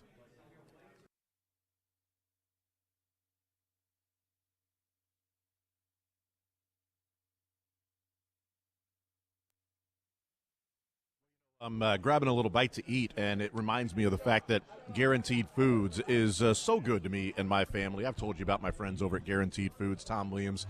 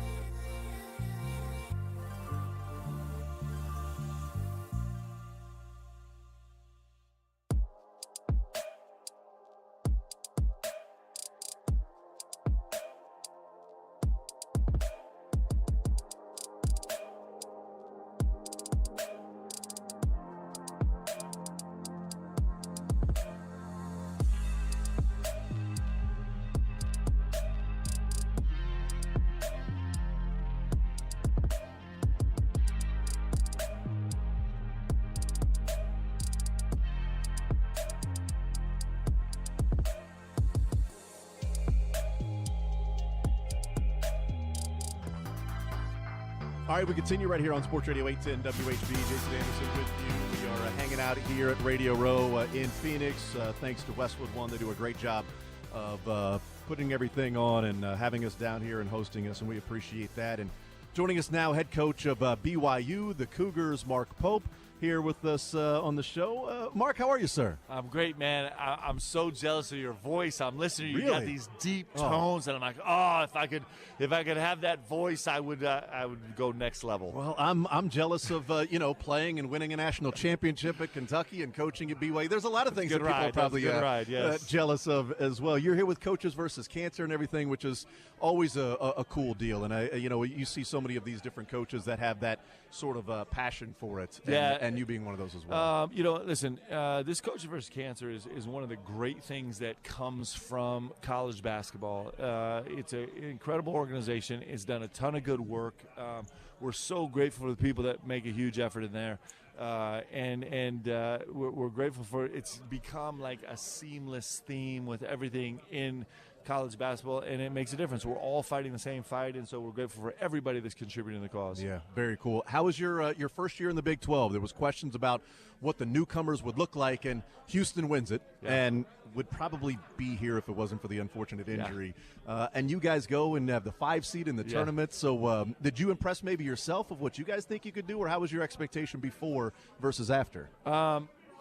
I think we were just trying to survive the season. I think that was it. Can we somehow get through this season intact? And it's a project we've been working on for the last 2 years. It was really a 2-year endeavor for us from the time when we found out we'd be in the league, and the league was everything we hoped it would be. It is as a player, as a coach, as a fan. You dream of being in this league right now because it is just every single night is just so epic, and it certainly was that for us. And it was a magical ride there. I guess took us on, and we just can't wait to get back to it. I wish the summer would just go away. We could just jump back into the season. It was so exhilarating. Yeah, watching the Chiefs. I wish the summer would go away and we get right back to there NFL we go. season. Right? I'm right there with you for different reasons. Visiting with the Mark Pope. That win at Allen Fieldhouse, what was that like, that experience for the players? Because people don't do that. They don't go into Allen Fieldhouse and win. Yeah, it was, first of all, just being in Allen Fieldhouse was really special. So, I feel like between the NBA and college, playing and coaching, I feel like I've been in basically every arena in the world. Like, it doesn't feel like there's new, right? I'd never been at a game in Allen Fieldhouse. So it was a pretty fun feeling. So actually walking out of the tunnel, when I first walked out of the tunnel right before the game and just walking into that arena, I was like, oh, this is different. Yeah. It's different. Like, it feels like it should hold 10,000 people, and it holds 16,300, and every single seat and nook and cranny is stuffed with humanity. It's amazing. And it's the kind of that bold red and blue, and it just is. And of course, knowing all the history that's in that building, and of course Bill Self and great Kansas teams, and so it was just such a gift to be able to go compete there, which is the way you feel in a lot of venues in this league. And then for our guys to hang in there and fight and kind of come back and win that game was really special for us. And you guys just knocked down shot after shot after shot, and it's like, this is your night. Yeah. Like, when did you sort of feel like, wow, this is our night, we're going to do this? We were a little off kilter, and then we made a little run to end the half. A couple plays in transition that kind of made us feel a little bit better about ourselves, and then we had some foul issues. We actually, we had a couple guys sitting, and Jackson Robinson just stepped up and made a couple back-to-back threes to kind of like make us feel like, oh, we can stay in this game. And then the referee gifted me with a tee, which actually turned out to be a bonus for us. And then Dallin Hall and Noah Waterman, guys made huge shots down the stretch to get a win. And it doesn't happen very often there. In fact, to show you how good Bill Self and Kansas are, I think the stat was he's won 21, maybe something insane, like won 21 Big 12 championships and only lost 17 home games in conference. That's insane. Yeah. Especially in the Big 12. And so we know how rare that is. And we have a 1-game streak in Allen Fieldhouse. Maybe someday we can make it 2. I joked about it. I'm like, well, who would have thought that BYU basketball was the first BYU team to win in Kansas? Yeah, how about that? Would have been like, right? oh, the football team will go there and win, right? No, but BYU basketball goes and does that. I've always been curious, like coaches, like when you start to develop your own style. Yep. Like you play for Rick Pitino, you coach with Mark Fox and Bizdella. I'm glad you brought up Foxy. Yeah, Yep. and Dave Rose. Yep. You've got all those guys. Like, at what point do you sort of, okay, now I know my style. I've taken this from this coach, this from that coach, and now this is Mark Pope's style of coaching. Well, I don't know if I'll ever have my own style, but what I can identify is little pieces that I'm stealing from the great coach. I got to play for Larry Bird with the Pacers, and I got to play for George Karl twice in the NBA with 2 different NBA teams, and I've been so blessed to play for great coaches. And then what I love is hearing coaches' voices, right? The X's and O's are a little bit overrated. Maybe the scheme and philosophy is a little more important, but the voices, I think, is what's most intriguing to me. And so hopefully, listen, you think about that list of guys. Hopefully I've stolen a little bit from each of them, and if I do, it's going to bode really well because those are some of the greatest coaches to ever walk the sidelines. Yeah. Well, congratulations, your first year in the Big 12. Don't get comfortable because now there's more teams coming in. Yeah. And you get the house divided, right? With Utah now back in there. You think the league couldn't get any tougher, but Right. we're bringing in Arizona and Colorado and Utah and Arizona State. Yeah. It's awesome. I hope that our commissioner Brett Yormark is like hungry. He is so hungry. I swear he never sleeps. Not only that, but every single time I've seen him 20 times in different environments. He's always impeccably dressed in a suit, and he is just a go-getter. I don't know, man. This dude might have 10 next best teams in the league in the next 2 years, and so. It's awesome. We're glad we get to be a part of it. We're super grateful. So grateful. Well, as long as Brett Yormark is smart enough to never leave Kansas City with the Big 12 tournament. Yeah. He re-signed up, man. And you guys will always have a front row seat with Andy Reid there. Yes, come on, man. How great you got is Big that? Red there. What? Yeah, rocking Big Blue there. Yes. So, Mark Pope, head coach of BYU. Thank you so much for the time. I really appreciate it. Congratulations on the season and continued success there. Appreciate you, Jay.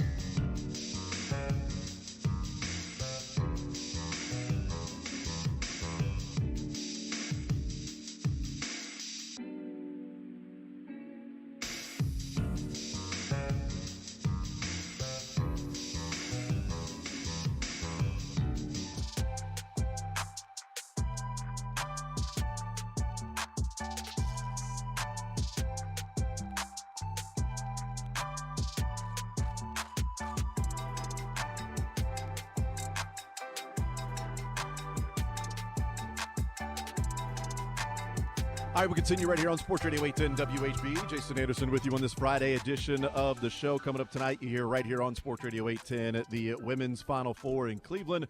Great matchups there. And then tomorrow, you'll hear the men in Phoenix, where we are today. And you will also hear this man on the broadcast. It is Jim Jackson joining us here with Westwood One. Jim, what's up, man? How are you, sir? I'm good, man. Enjoying Phoenix, warm weather, but the Final Four, men's and women's. Yeah. So it's a great time of year, man. It is amazing that, we talked about this the last couple of weeks on the show, and then certainly after Monday night's game, and then looking at it's unbelievable what's going on in the women's game, because, we're previewing and promoting and talking about these great matchups, and Monday night was just phenomenal. And then, you got these matchups tonight and matchups tomorrow. It's awesome. There's more basketball to talk about and discuss, and what the women's game has happened in the last 3 or 4 years. It's really cool. What it is, too, what's great about it's a lot of storylines. Yeah. Whether that's Caitlin Clark, the rebirth kind of UConn going through all the injuries, but yet still getting to another, Gino's 23rd Final Four, the undefeated season, of South Carolina. So many intriguing matchups individually. You got Paige Beckers, you got Caitlin Clark, you got all this stuff. So the drama is great for the game because it's really good drama. Yeah, for sure. It's not a lot of it's not negativity. Can Purdue finally break through and win it? Is it UConn repeating the Cinderella story of North Carolina State winning 9 in a row? And for Alabama, this up-tempo squad is kind of put together, new faces, but yet and still they were able to kind of weave their way through and get to a Final Four. Can they push enough and have enough to win? Yeah. So, and that's the drama, man. Yeah, Jim Jackson's our guest, and you'll be on the call with Kevin Kugler and Clark Kellogg and Andy Katz on the sideline with the games tomorrow. This Alabama team, it's fascinating as they take on UConn. You mentioned like Nate Oates and like the analytics of it. Like I don't think anybody embraces maybe more than the analytics of it. And Dan Hurley embraces everybody's out to get us.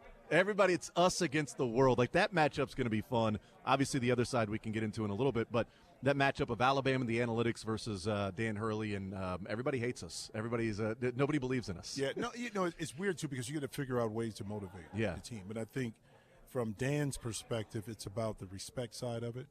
Look at what we've done all year.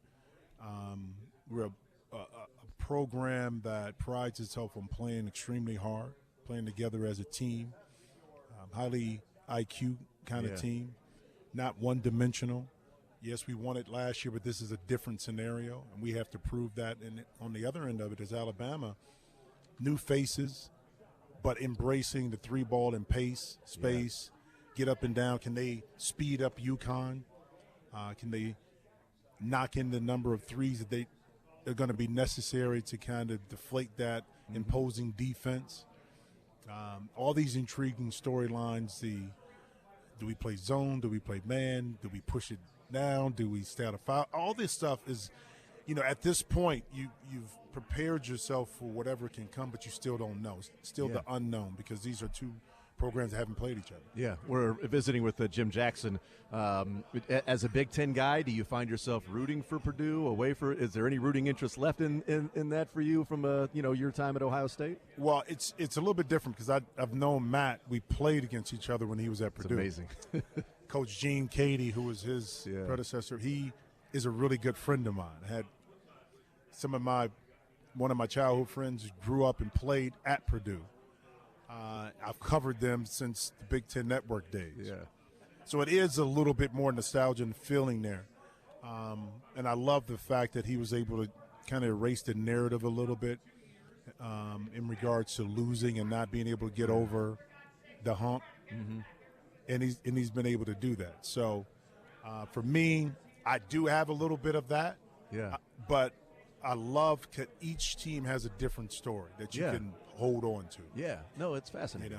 Yeah, and they're playing NC State, which is just one of the more remarkable stories. I mean, the last time we saw a team go 5 games, 5 days, and win it, went and won the national championship in UConn in 2011 with Kimba, and North Carolina State's doing this. And, like, every story is different, and that UConn team obviously different than this NC State team. But, man, it's just, like, there's nothing I think you can tangibly point to for NC State and go, well, clearly you saw it was going to happen because of this. Exactly. Yeah, you can't. But I think the storyline is this, too. Very eerily similar to that 1983 team that had to win 4 in the ACC tournament at that time.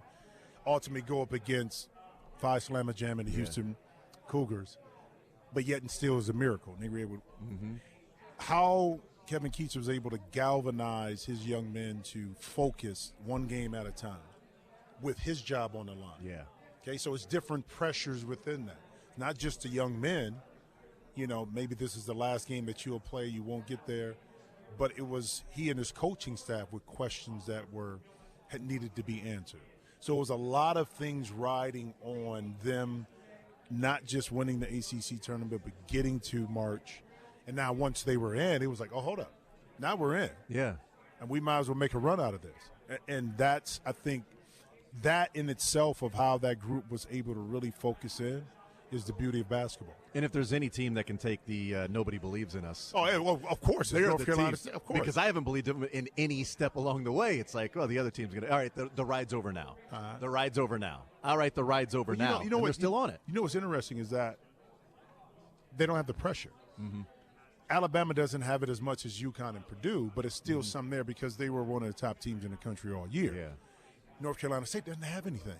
All the interviews and all people, now we're intrigued with North Carolina State, but all the attention is going particularly on Purdue and UConn. Then it's Alabama, then it's – so you just come and hoop. Yeah.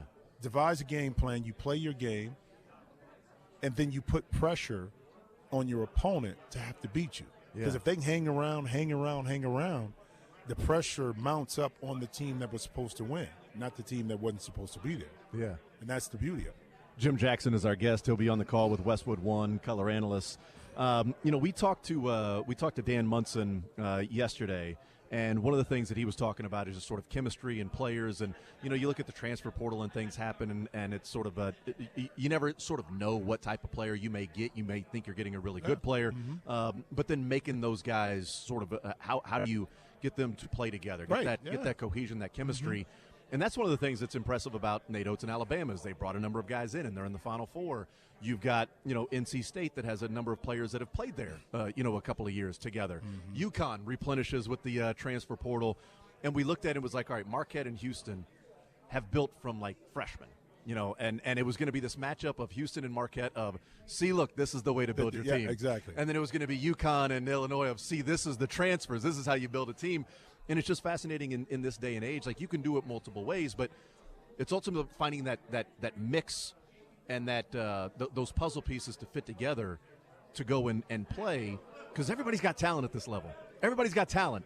But can you find a way to play as a cohesive unit? And that's what's really impressive about Dan Hurley is losing those guys and then replenishing and then looking like the same team and is still as dominant. Well, the thing about UConn, too, is that, one, Cam Spencer was huge coming from Rutgers. Yeah. Tristan Newton was there, but he transferred before that, but he was there. The core of the group was still there. Stephon Castle is a freshman, assuming his role and not trying to be a superstar. He bought into the system, so it was a lot easier.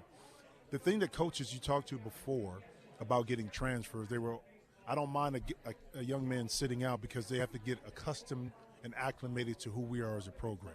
So it gives them a year to kind of get that, and now you can institute that while he's practicing. The next year, he fits in.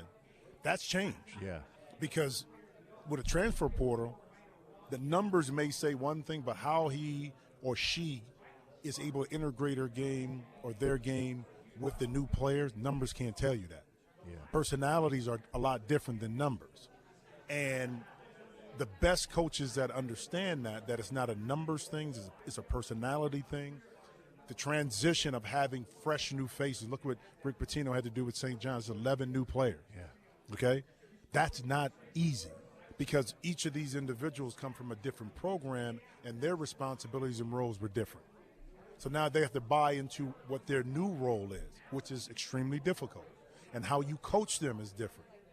Each player they're not the same. Yeah.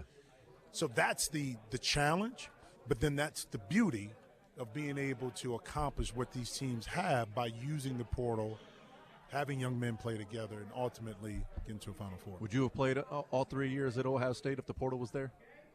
If it was the I can doubt go it. somewhere right now and No, play. I would have stayed, but Yeah. I probably wouldn't be in school, a year. So I wouldn't have to worry about That's it a that good much. point. I Yeah. would hope at You- that time, that I would be able to have that option. You'd have been making money not in NIL. Exactly. You'd have been making money Yeah. at the NBA level. That's a great point. Yeah. But had you stayed, you could have done. I would have stayed at Ohio State.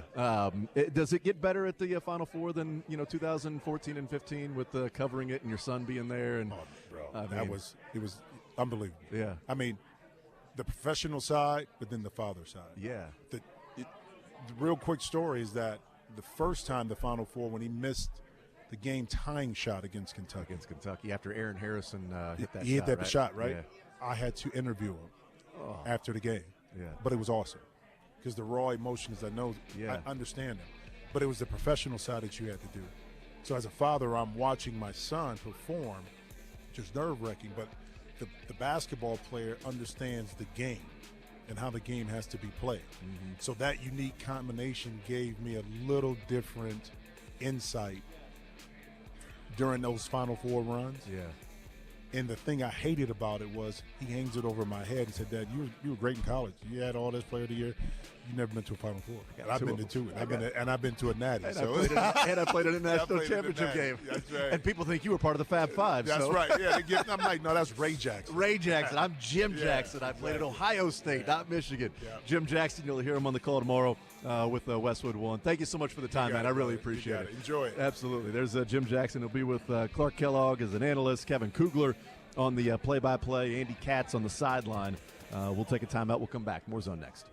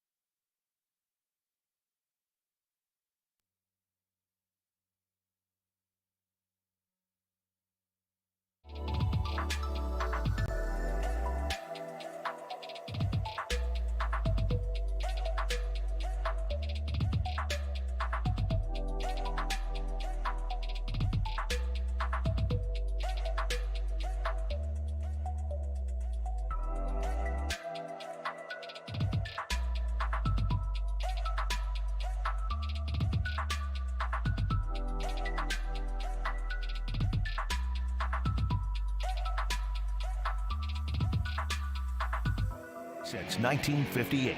Enjoy healthier food, more free time, free delivery, and better value. Go to GuaranteedFoods.com.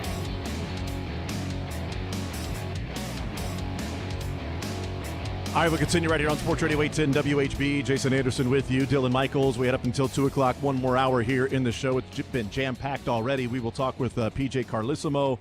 We are scheduled to talk with Phil Martelli, former St. Joseph's head coach with Michigan, but sort of not with Michigan. And then James Jones, the Yale head coach, which is a really cool story. We'll talk with him, scheduled to talk with him. We'll see as the show goes along. 913-912-4810. As everything going on here at the Final Four, you know, this is a place where coaches, get jobs, coaches connect, and hirings and staffs are filled out at the Final Four. I bring that up because Chris Beard has announced that he is staying at Ole Miss. He will not be the head coach at Arkansas after Eric Musselman took the USC job. Arkansas job is open. Chris Beard was one of the two leading candidates for the job, the other one being Jerome Tang. I thought, Chris Beard would be the next coach at Arkansas. Jerome Tang would return to Kansas State. Chris Beard has announced he is returning to Ole Miss. He is not going to be the next head coach at Arkansas. One of two things. Also, reports that have emerged that Jerome Tang is now the lead candidate to take over at Arkansas. One of two things. One, either Chris Beard just simply turned down Arkansas and said thanks but no thanks, and still we'll find out what may or may not happen with Jerome Tang. Or what often happens is that a head coach announces that he's returning to that school after already being told that school has gone in a different direction. And if that school has gone in a different direction and Chris Beard is comfortable enough saying I'm staying at Ole Miss, then that university would have already made the decision and know that there has been something agreed upon by the other side. Jerome Tang reportedly has already met with Arkansas or will meet with Arkansas. He is the leading candidate. He seems to be the most likely candidate for Arkansas. What's going on behind the scenes, I'm not sure. But there has been a great relationship, it has seemed, with Gene Taylor and Jerome Tang. Obviously, Gene Taylor and Chris Klieman. Gene Taylor gave Jerome Tang the opportunity that he had been looking for a while, believed in Jerome Tang, hired him, handed the keys over to the program to him. And I believe there would not be the flirting, even if it is just simply that. Even if it is just simply, I'll listen. I'm always going to answer the call. I'll listen. I love where I'm at. I could certainly use the pay increase. I'm not just going to turn down every job on principle alone before we even talk. There could be that aspect. Or, as we know, the issue and the incident with Naquan Tomlin and Richard Linton, the president there at the university, and what seems to be a complete disconnect, a different page, a difference in feeling and how that thing was handled, and a disagreement in how it was handled. Richard Linton came out after the regular season? When was that? That was in the Manhattan Mercury, like 3 weeks ago, like March 20th, March 21st, something like that. Wanting to set the record straight of all this misinformation that was coming out, and Naquan Tomlin was not ever going to be part of the team, and all of it had already been decided between Gene Taylor and Jerome Tang, and they all worked together to come together and say that, if another incident had occurred, then Naquan Tomlin was done, and apparently the arrest was the other incident, or whatever happened before that. And so Richard Linton was trying to clear the air. But in that same story, it certainly felt like Jerome Tang and Gene Taylor thought things had changed in the details coming out about Naquan Tomlin in the situation there that they thought he was actually going to return to the team. We discussed it at the time. That statement by Jerome Tang, sometimes a little bit lack thereof, it spoke volumes. Okay? And now, Jerome Tang, who seemed incredibly happy at K-State, loving where he was at, is now at least considering taking the Arkansas job, and I don't believe that would be the case if it wasn't for what happened this year. You know, if you don't feel like you've got the full support, if you feel like maybe something that had been talked about, discussed, decided upon with you and your AD and even the president, and then out of nowhere, all of a sudden the president goes, well, this is how we're going to approach it now. If you don't feel you've got that full trust, you'll look elsewhere.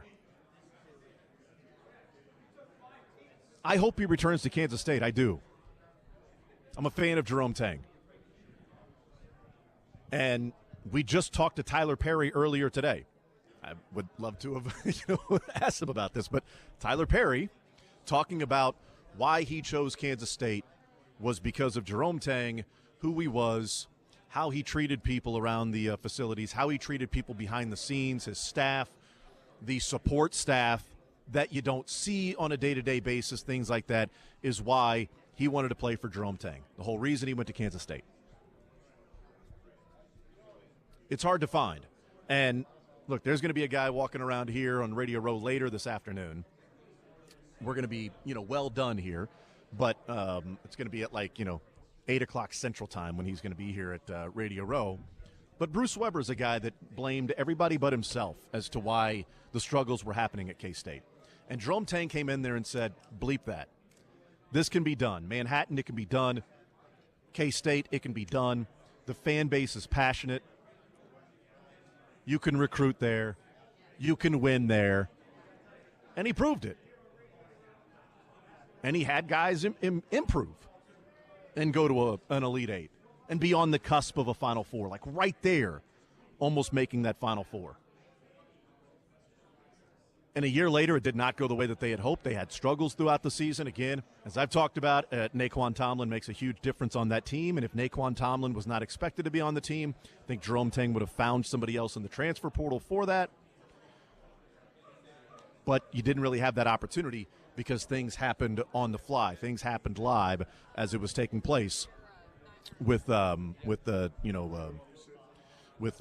Tang. Yeah, right over here, PJ. PJ Carlissimo is going to join us as we're sitting here talking about some of the news that's out there. Again, if you're just joining us, Chris Beard has decided to stay at Ole Miss, and emerging as the top candidate at Arkansas is Jerome Tang of Kansas State. We will continue to follow this story as it happens, and if any news or anything like that comes from it, we will certainly pass that along. Joining us now is PJ Carlissimo, is our guest here on Sports Radio 810 WHB, and he'll be a part of the broadcast coming up tomorrow. He'll be a part of the Westwood One coverage coming up tomorrow and Monday night as well with Kevin Kugler and Clark Kellogg and Jim Jackson and, of course, Doug Gottlieb and Jason Horowitz and PJ Carlissimo. PJ, how are you, sir? Well, I'm always happy to be at a Final Four, and I've been lucky. We were in Salt Lake City the first week, and then we were in Dallas last week. So we've seen, some of the teams, and some of them I knew very well. Obviously, Connecticut from last year, and Alabama's the one I haven't seen the most. I spent a lot of time with Nate yesterday, and we watched their practice, and we watched a couple of tapes. So I'm looking forward to it. There's good matchups, and there's a lot of good players here, but there's 4 teams playing really, really well. What do you see when you watch Nate Oates' practices? I've always heard from coaches that are like, if I spend 20 minutes watching a practice, I can look in and go, okay, that's what that coach cares about. No. There's no question. He's an excellent coach. It's funny. I got a chance to know him actually first when he was Bobby Hurley's assistant at Buffalo, and then I had him with Buffalo in the tournament, and now with Alabama. He's an excellent coach, and it's interesting to me, 3 of the 4 coaches that are here, Nate being one, coached at Romulus High School in Michigan, double-digit years. Danny Hurley coached at St. Benedict's Prep in Newark, double-digit years. Kevin Keats coached at Hargrave Academy double-digit years. So you got 3 guys that were very successful but spent a lot of time in high school basketball, and it's obviously translated very, very well. And even Matt was 11 years as an assistant before he got the Purdue head job. So these are guys that paid their dues and are really, really good coaches. Nate Oates runs a really good practice. They care about defense. They care about getting up and down the floor. It's hard when you run and shoot as quickly as they do oftentimes. I mean, they take 33s in a game. Sometimes the defensive numbers, you look at them and say, well, they don't really play. They give up a lot of points. Well, there's a lot of possessions in an Alabama game. They stop people enough. If they can speed the game up, and if they're making their threes, they have the potential to make it a really, really good game. And they know this team very, very well. They played them last year I think it was in the PK Invitational out in Portland early in the year. So and Nate, because of the connection we talked about, I mean, when he met Bobby was recruiting 2 of Nate's players who ended up going to URI, University of Rhode Island, when Danny was the head coach and Bobby Hurley was the assistant. So he knows the Hurley family. He knows what they're doing. He played against UConn last year. So it's going to be interesting. Nate Oates is a heck of a coach, and I think now if it was a secret, it's not. Yeah. It's not anymore. When he was at Buffalo, it was like, who's this guy? It's no more who is this guy. He's really special. Greg Byrne, the athletic director, made a great hire at Alabama, and it's the first time Alabama's been in the Final Four. Yeah, it's about time that athletic department has some success. Yeah, exactly. You got to feel happy for them. Yeah, they've been struggling in football. Right. For so it's long. like, well, Nick Saban leaves, they're a basketball school now. So and they hired. I live in Seattle. They brought Kevin DeBoer in from UW. People at UW weren't thrilled to lose him, but again, they're happy for the opportunity. Absolutely. PJ Carlissimo is our guest. We're going to talk to Phil Martelli here in just a little bit, and that was actually one of the things I was going to bring up with him is, you were a high school basketball coach, and then that this is really cool about this Final Four, that there are 3 of the 4 guys that coached high school ball for a while. It's fantastic, and Phil and his wife Judy are I want to say old friends. Phil and I are old. Judy's not. But he grew up in coaching with knucklehead Gino Auriemma, and we were talking about Gino, and he was out in Portland winning the last 2, and then they're there. I talked to him actually last night.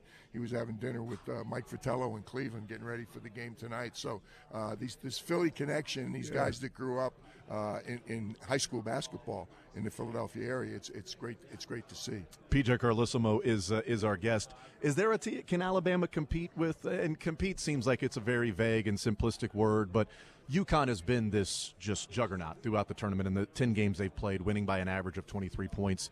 It's almost like, can somebody compete? Not can they win, can they compete with them? think they can. I think because these teams are playing so well. I mean, when you get here, UConn showed it last year. UConn, at this point last year, they played 6 games. They were clearly the best team, and they were playing at a level that even the other teams in the Final Four couldn't match last year. I mean, totally by luck, working for Westwood One, I was in Albany with them for their first 2 games, and I can't even remember. I'm going to say Iona and maybe Indiana. Arkansas or the next 2 were Arkansas and Gonzaga, right. the West Regional in Vegas, and then of course Indiana, the final 2. I forget who the second team they played in Albany was, but I saw all 6 of the games. No one was playing even close to them last year. They could have played for a month. They weren't going to lose. This team, if anything, has been better in the regular season, and they're just dominating. I just don't know if they can walk through it again. These other teams are too good. Yeah. I think if somehow they get by Alabama, whether they end up playing NC State or Purdue, I think any of these teams have the potential to make it a game, and it's going to be interesting to see if it becomes a game. I mean, they're not trying to beat people by 20 points. They're just trying to win the game. But, like if they get in a close game, if they trail late in the game, how are they going to handle it? They've handled everything else extremely well this year. To me, it's much harder to repeat than it is to win it the first time. I mean, everywhere they went this year, this was the defending national champ. It's Connecticut basketball to begin with, so no one's taking them lightly. On top of that, for a good chunk of the year, they were the number 1 ranked team in the country. So, I mean, they had the arrow on their back from day one, and it hasn't seemed to bother them. Well, they have 3 losses, I believe. Yeah. And as you said, We're not talking a lot of close games. No. They're not coming from behind or edging people. They're just bludgeoning people. So whether they can continue that, I don't know. But in my opinion, they're still the team. The three best teams in the country all year, I thought, from the outside, were Connecticut, Purdue, and Houston. And we saw Houston get beat. Jamal Shead getting injured was a major factor, but I don't want to take anything away from Duke. But those three were the three best teams. I thought they were the clear number ones. Not that Carolina wasn't deserving, but these three separated themselves. They won their leagues. They lost so few games. They have been the best teams all year. So you kind of think, I'm not rooting for I'm biased in favor of Danny Hurley because I was able to coach Danny at Seton Hall, the NIT champs, by the way, at Seton Hall. But it would be fun to have the two number ones go at each other. If somehow Purdue and UConn are able to win, it would be fun to have these two teams that, pretty much the entire year people have felt these are the two best teams in the country. To see them go against each other for the championship would be great on Monday night. What we're visiting with PJ Carlesimo. What's going through, let's say, Matt Painter and maybe not even Nate Oates because he hasn't been doing it not as long as Matt Painter. What's going on in Matt Painter's mind right now? You coached at Seton Hall, you guys broke through and you play in a national title, but right now you get there, you're on the doorstep of playing for a national championship. What's a coach going through right now? Well, there's so much going on. You really don't have much time to think about it or enjoy it or do anything, and particularly, and it's always been to me the challenge in the NCAA. I call it Thursday, Friday. It's so orderly. You have 4 or 5 days to get ready for a team. You show them film. You can really spend time with your players, a couple of days at practice. In this case, it's Saturday, Monday, obviously, the championship weekend. But the first 2 weekends, you have that, and then all of a sudden, you got to play in one day. You win on Friday, you got to play Sunday. You win on Thursday, you got to play Saturday. And it's like usually it's against a better team. You've advanced. Unless there's been upsets, you're usually playing somebody that's even better, and it's one day to get ready. It's crazy what happens after you win the regional. We were lucky. We were in the West Coast. We won in Denver. I always mess it up. We beat Indiana in Vegas. I forget which one was which. One of them in the round of 16, one of them in the round of 8. And it was Easter break. We were out of school, so we stayed on the West Coast, and our Final Four was in Seattle. And we went to Los Angeles, practiced at Loyola Marymount. Paul Westhead's a good buddy and was the coach at Loyola at the time. And you kind of have a couple days to get ready, but there are so many things with tickets, with people coming out, with family. I mean, it's just, and you get in here and it's like the Final Four committee does a great job, but really they run you around. You got interviews, you got this, you got that. Yeah. Same thing for the players. It's so hectic that you're fighting to find time to get ready for the basketball. You really don't have time to think about, what you're in. Like you're trying to win a game, and then all hell breaks loose if you win Saturday, because now Monday night you're playing the biggest game you've ever been involved with in your life. And that's going to be a little bit of an advantage if Connecticut is able to win. They just did it last year. And some of these players were a major factor. Caravan and Tristan and even Donovan Clingan to a lesser extent, Hassan Diarra. Those guys were part of it last year, so they've been through this routine. I just think Nate right now is worried about getting his guys playing as well. He's lucky in the sense that he knows his opponent very well. He knows Danny. He knows the team. They played them last year. I just think it's like, let's get ready and let's minimize the distractions and focus. You don't have to worry about your guys being ready to play, but you do have to worry about getting them into focus and forget all the hoopla of the Final Four and all the nonsense. It's great, but it's crazy, and it's not like something like we were in the Big East Conference also, and we always thought that it helped us because we played so many games in the big arenas, in NBA arenas, in Madison Square Garden. In my days, it was the Meadowlands. Now it's the Prudential Center. You'd play up in Boston. You'd played in a Carrier Dome. I thought that helped. These teams, you're talking teams from major conferences. You got NC State from the ACC, Purdue from the Big Ten, obviously Connecticut from the Big East again, and Alabama from the SEC. These guys have seen a lot. They've dealt with press conferences and all that stuff. But there's nothing like the Final Four. It's a little bit off the charts, and sometimes managing that is part of the challenge. Was it the same hoopla and craziness in '89 as it is? Really? It was. Yeah, it was great. Because there was no Radio Row and sports radio and everything. You didn't have social media. The thing you didn't have was the kids didn't have to deal with what they have to deal with now. Yeah. I don't even know what that is. I mean, honest to God, I'm not on it. I don't know. Somehow they have to stay away from that. Me being, I don't know, I can't think of a nice word, curmudgeon or whatever the hell it was. I'd have taken their phones away right now. Like if we had the media and stuff like that now, we'd take their phones because the distractions have got to be incredible for these players. But again, when they climb up on that, it's always interesting because the court at the Final Four is like raised up. And watching practices yesterday, you're sitting like 5-6 steps below it. When they climb up on that stage and they look around and they're playing in a football arena, not a basketball arena, they know it's a little different. Yeah, PJ Carlesimo is our guest. Do you feel like when a team like NC State's going through their run right now, do you feel free to an extent? Like I hate, like we say house money all the time, but it's like, oh, you're not supposed to be here. But they feel like they're. Do you play freer, or is it just they're just playing that well right now? I think they're playing that well. They're playing looser than the other teams. I just think that for Purdue and Connecticut, expectations have been there all year. I mean, when this year started, Purdue fans and Connecticut fans were saying, I hope, not going to say we're going to be there. I hope we're going to be in Phoenix. I don't think NC State and Alabama's fans were going to Nate Oates and Kevin Keats. Well, you guys better get this team to Phoenix. So NC State was, I hope we beat Duke in North Carolina. Yeah, exactly. So they're loose. I saw it. We had them for the 2 games last. They dismantled Marquette, and in the second half, what they did against Duke was really impressive. I love their backcourt defensively. Obviously, I like both of the DJs, but what impressed me was Marquette has an exceptional backcourt. They took them out of the game. Yeah. Duke has an incredible back. Duke has 3 guys that start. They really played 3 guys. They took them out of the game. If they're able to do that to Braden Smith and Fletcher Lawyer, Zach Edey's going to need another 40 plus. Yeah. And NC State's backcourt is that good defensively. So I'm anxious to see. I do think they'll be more relaxed than anybody else. But Connecticut and Purdue have not struggled dealing with the expectations. It's a great thing.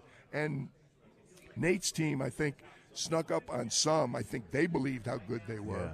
But they're here and they're playing with a lot of confidence. So it's. I hope that the Final Four is going to be as competitive as we think it might be. PJ Carlesimo, you hear him on Westwood One tomorrow with the pregame and halftime studio analysts. PJ, thank you for stopping by. Very much appreciated as always, man. Great being with you. Thank you very much. Absolutely. There's PJ Carlesimo, Westwood One, as we continue our coverage here. You'll hear it tomorrow right here on Sports Radio 810 WHB, as you hear each and every game right here on Sports Radio 810 and also ESPN Kansas City. It's presented by Xfinity, Greenlight Dispensary, Hollywood Casino, and Trailside RV. We'll take a time out, and in fact, we will talk with Phil Martelli in the room, and we'll talk with him.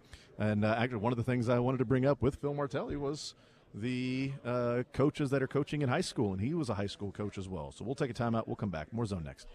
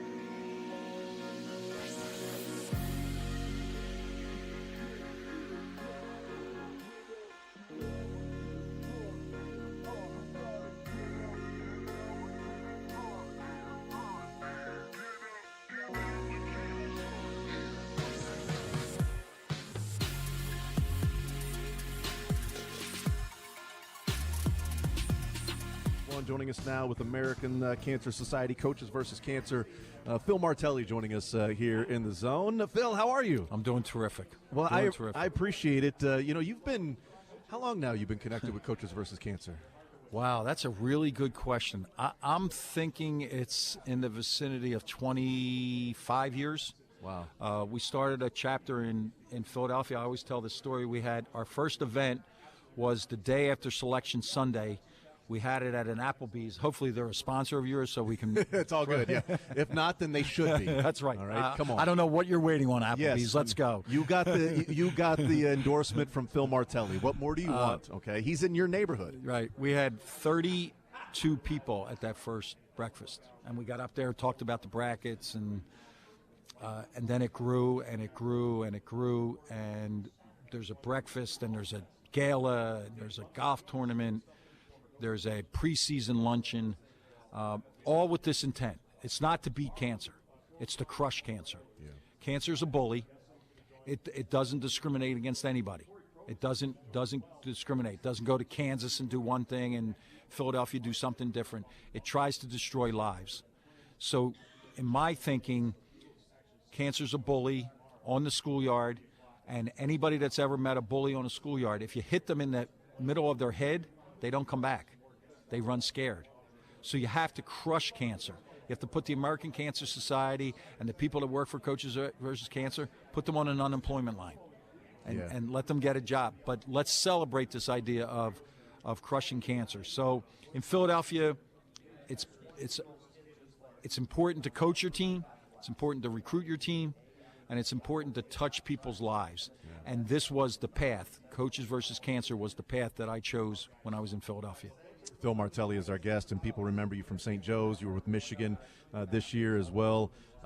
What's life like for you these last couple of weeks? I mean, you're here, you're around other coaches. Like, what's going on with you?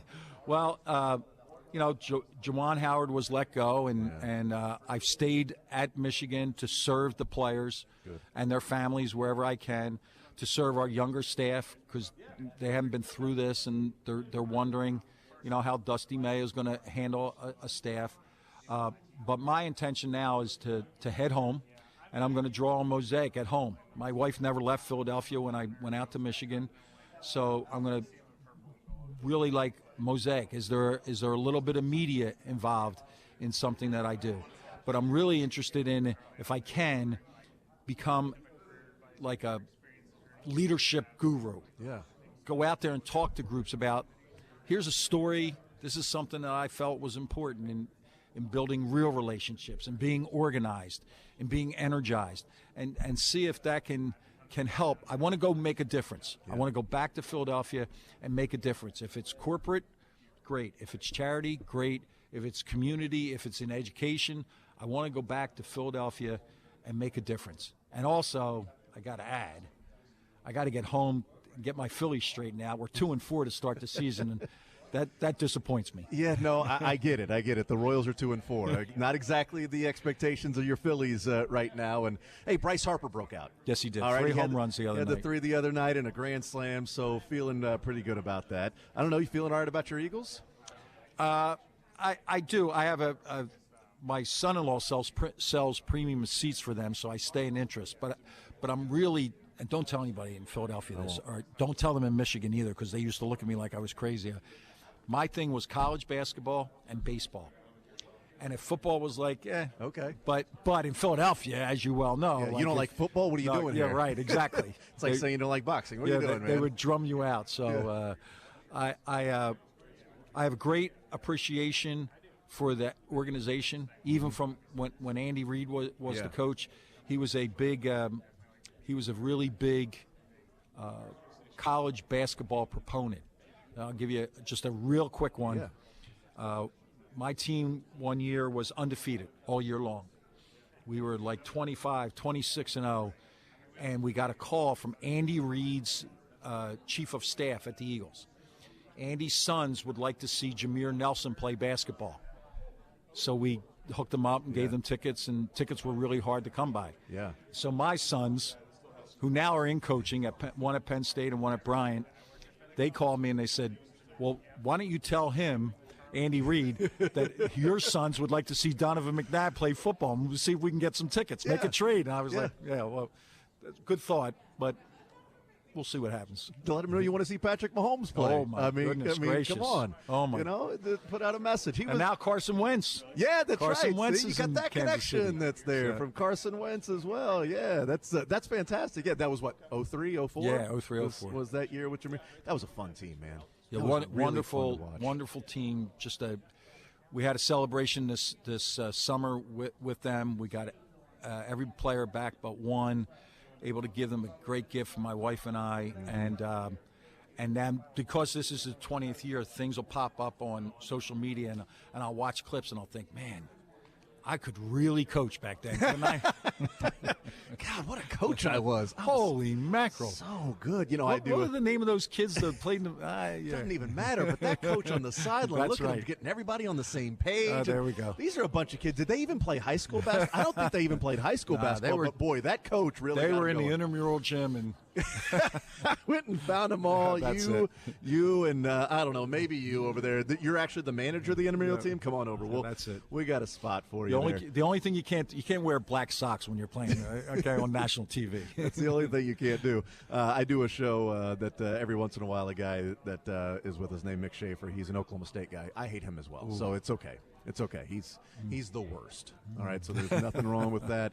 Oklahoma State. Nah. So believe me, I was a big St. Joe fan with that game. So I think the wrong team won. No. That's all I'm saying. The wrong team Thank won. you. So Phil Martelli is our guest. How are your sons doing in the coaching world? Because your junior just got a job, right? He's the head coach at Bryant. That's right. He went in there this year. He was an interim for a while, and then they made a change, and he had a terrific experience. Went to Florida Atlantic and won a game at Florida Atlantic. Terrific league with UMass Lowell and Vermont. He wasn't able to beat either one of them, so he got edged out in the semifinals of his league. Yeah. But I'm really proud of him. Won 20 games, handled his just a calm, and I was able to catch most of the games on ESPN Plus, and just really, really proud of the person that he is, not the coach, the person that he is, and he's maintained his values, and now he's going to need to, because the portal's gotten him he had 4 starters back, 4 starters in the portal, and you start looking at the next name and see if you can put together, really, instead of a program, you're putting together teams. That's what the portal does. I mean, you sort of, you went through that as well. I mean, Hunter Dickinson is Right. now at Kansas. That landscape of basketball in your time has just massively shifted from where it was to then now it's NIL, it's portal, and things that are much. The bracket comes out on Sunday, and on Monday the portal opens. It's like you're that was canceling different things. I got to call that out. That was a huge black eye. Yeah. And you well know, being in a basketball-centric area, Mondays after Selection Sunday are for the 69th team to scream and yell, right? Seedings. Yeah. I'm looking forward to this matchup. And what do? We open a portal at 8 o'clock in the morning. So now 600 kids go in, and of those 600 kids, they can now rattle off, I heard, from these 35 schools. Yeah. We have multiple teams turn down an NIT, a chance to keep playing basketball, to keep coaching basketball. We turn that down because of portal season. Yeah. We have coaches fired early in the season so that they don't fall behind in the portal. We have every kid in the country getting a call from an agent who's going to represent them. And by the way, it's going to cost you 20%, right? 20%. I'm blown away because we wanted to give them 45 days. Had we opened that portal this week, Monday, there were 8 teams left playing, 4 in the NIT and 4 in the NCAA tournament, right? 8 teams playing, and you would have 31 days until May 1st, if that was the magic date. Yeah. I'm blown away that and instead of talking about the game, we talked about the portal. Yeah. Something's wrong with that. Yeah, absolutely. And you're right.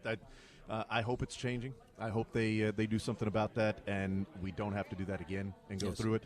Because, teams turning down the NIT bid, I mean, you get an opportunity to keep playing, because we've also seen that, you can still play and get commitments. I mean, Iowa State was getting ready to play against Illinois, and it's like they just got a commitment from a kid in the portal. Amen. So apparently you can do both. Amen. You can find a way to do both of those.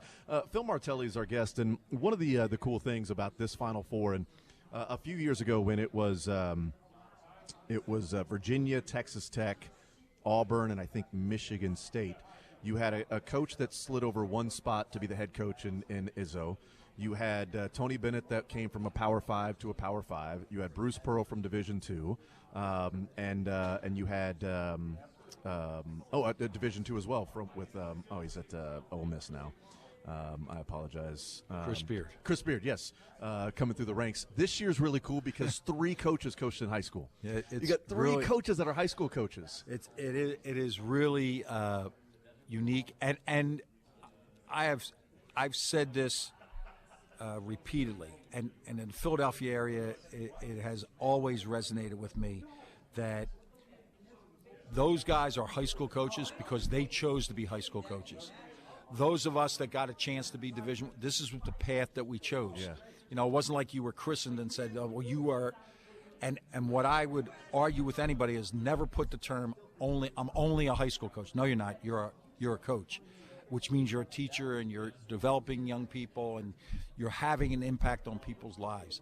To see these 3 guys and to really even go back and say, well, Nate Oates at Buffalo, his first game when he was at Buffalo was against us at St. Joseph's. Oh, really? Yeah, and I'm not sure that they've scored yet in that game. So to see and now they're scoring 100. Yeah, right, to see them have that success. Yeah. Danny Hurley, I coached against him when he was at Rhode Island, and I've said this everywhere, any coaching clinic that I've ever had the opportunity to go to. The best basketball coach that I've ever seen in business, in this business, was not Mike Krzyzewski. It was not Gino Auriemma, who was my JV coach when I was a head high school coach 45 years ago. Amazing. It wasn't the flavor of the month, whoever won the national champion. It wasn't Jay Wright. The best basketball coach I've ever experienced in a gym was Bob Hurley Sr. Wow. A fascinating guy. Yeah. High school coach. 1,000 games, 1,000 games over 500. He only lost 135 games in his career. He won 1,100 games, right, with no home court. They didn't have a gym at his school. Wow. And to watch him work and to mold these young people into responsible young men and to have them chase dreams of championships, this is a flashback to me. These guys, you know what? They washed the uniforms. They swept the floors. They drove the vans. Yeah. And here they are playing in front of 75,000 people on Saturday. It's a testament to what you said. You're not a high school coach. You're a coach because you can find the great coach from a lot of different places. Question. Division 3, Division 2, no Division question. 1, and high school. No question about it. Yeah. Great point by you. Yeah, absolutely. It's a cool deal. And you know what? Maybe no surprise that Dan Hurley has his team playing as well as they are, and he's the coach that he is if he grew up in that house with no with question about Senior. it. No question about it. Absolutely. Phil Martelli, a fantastic coach. Thank you. As well. And we'll see what's next. Look, you've been leading men for a long time, so no doubt that you'll be able to get on the circuit and be somebody that can teach those leadership points and speak to a lot of different things and experience in your life. Well, I really do appreciate it, and thank you for your time. Absolutely. There's Phil Martelli, also with Coaches versus Cancer. We take a timeout. We come back, continue rolling. More Zone right after this.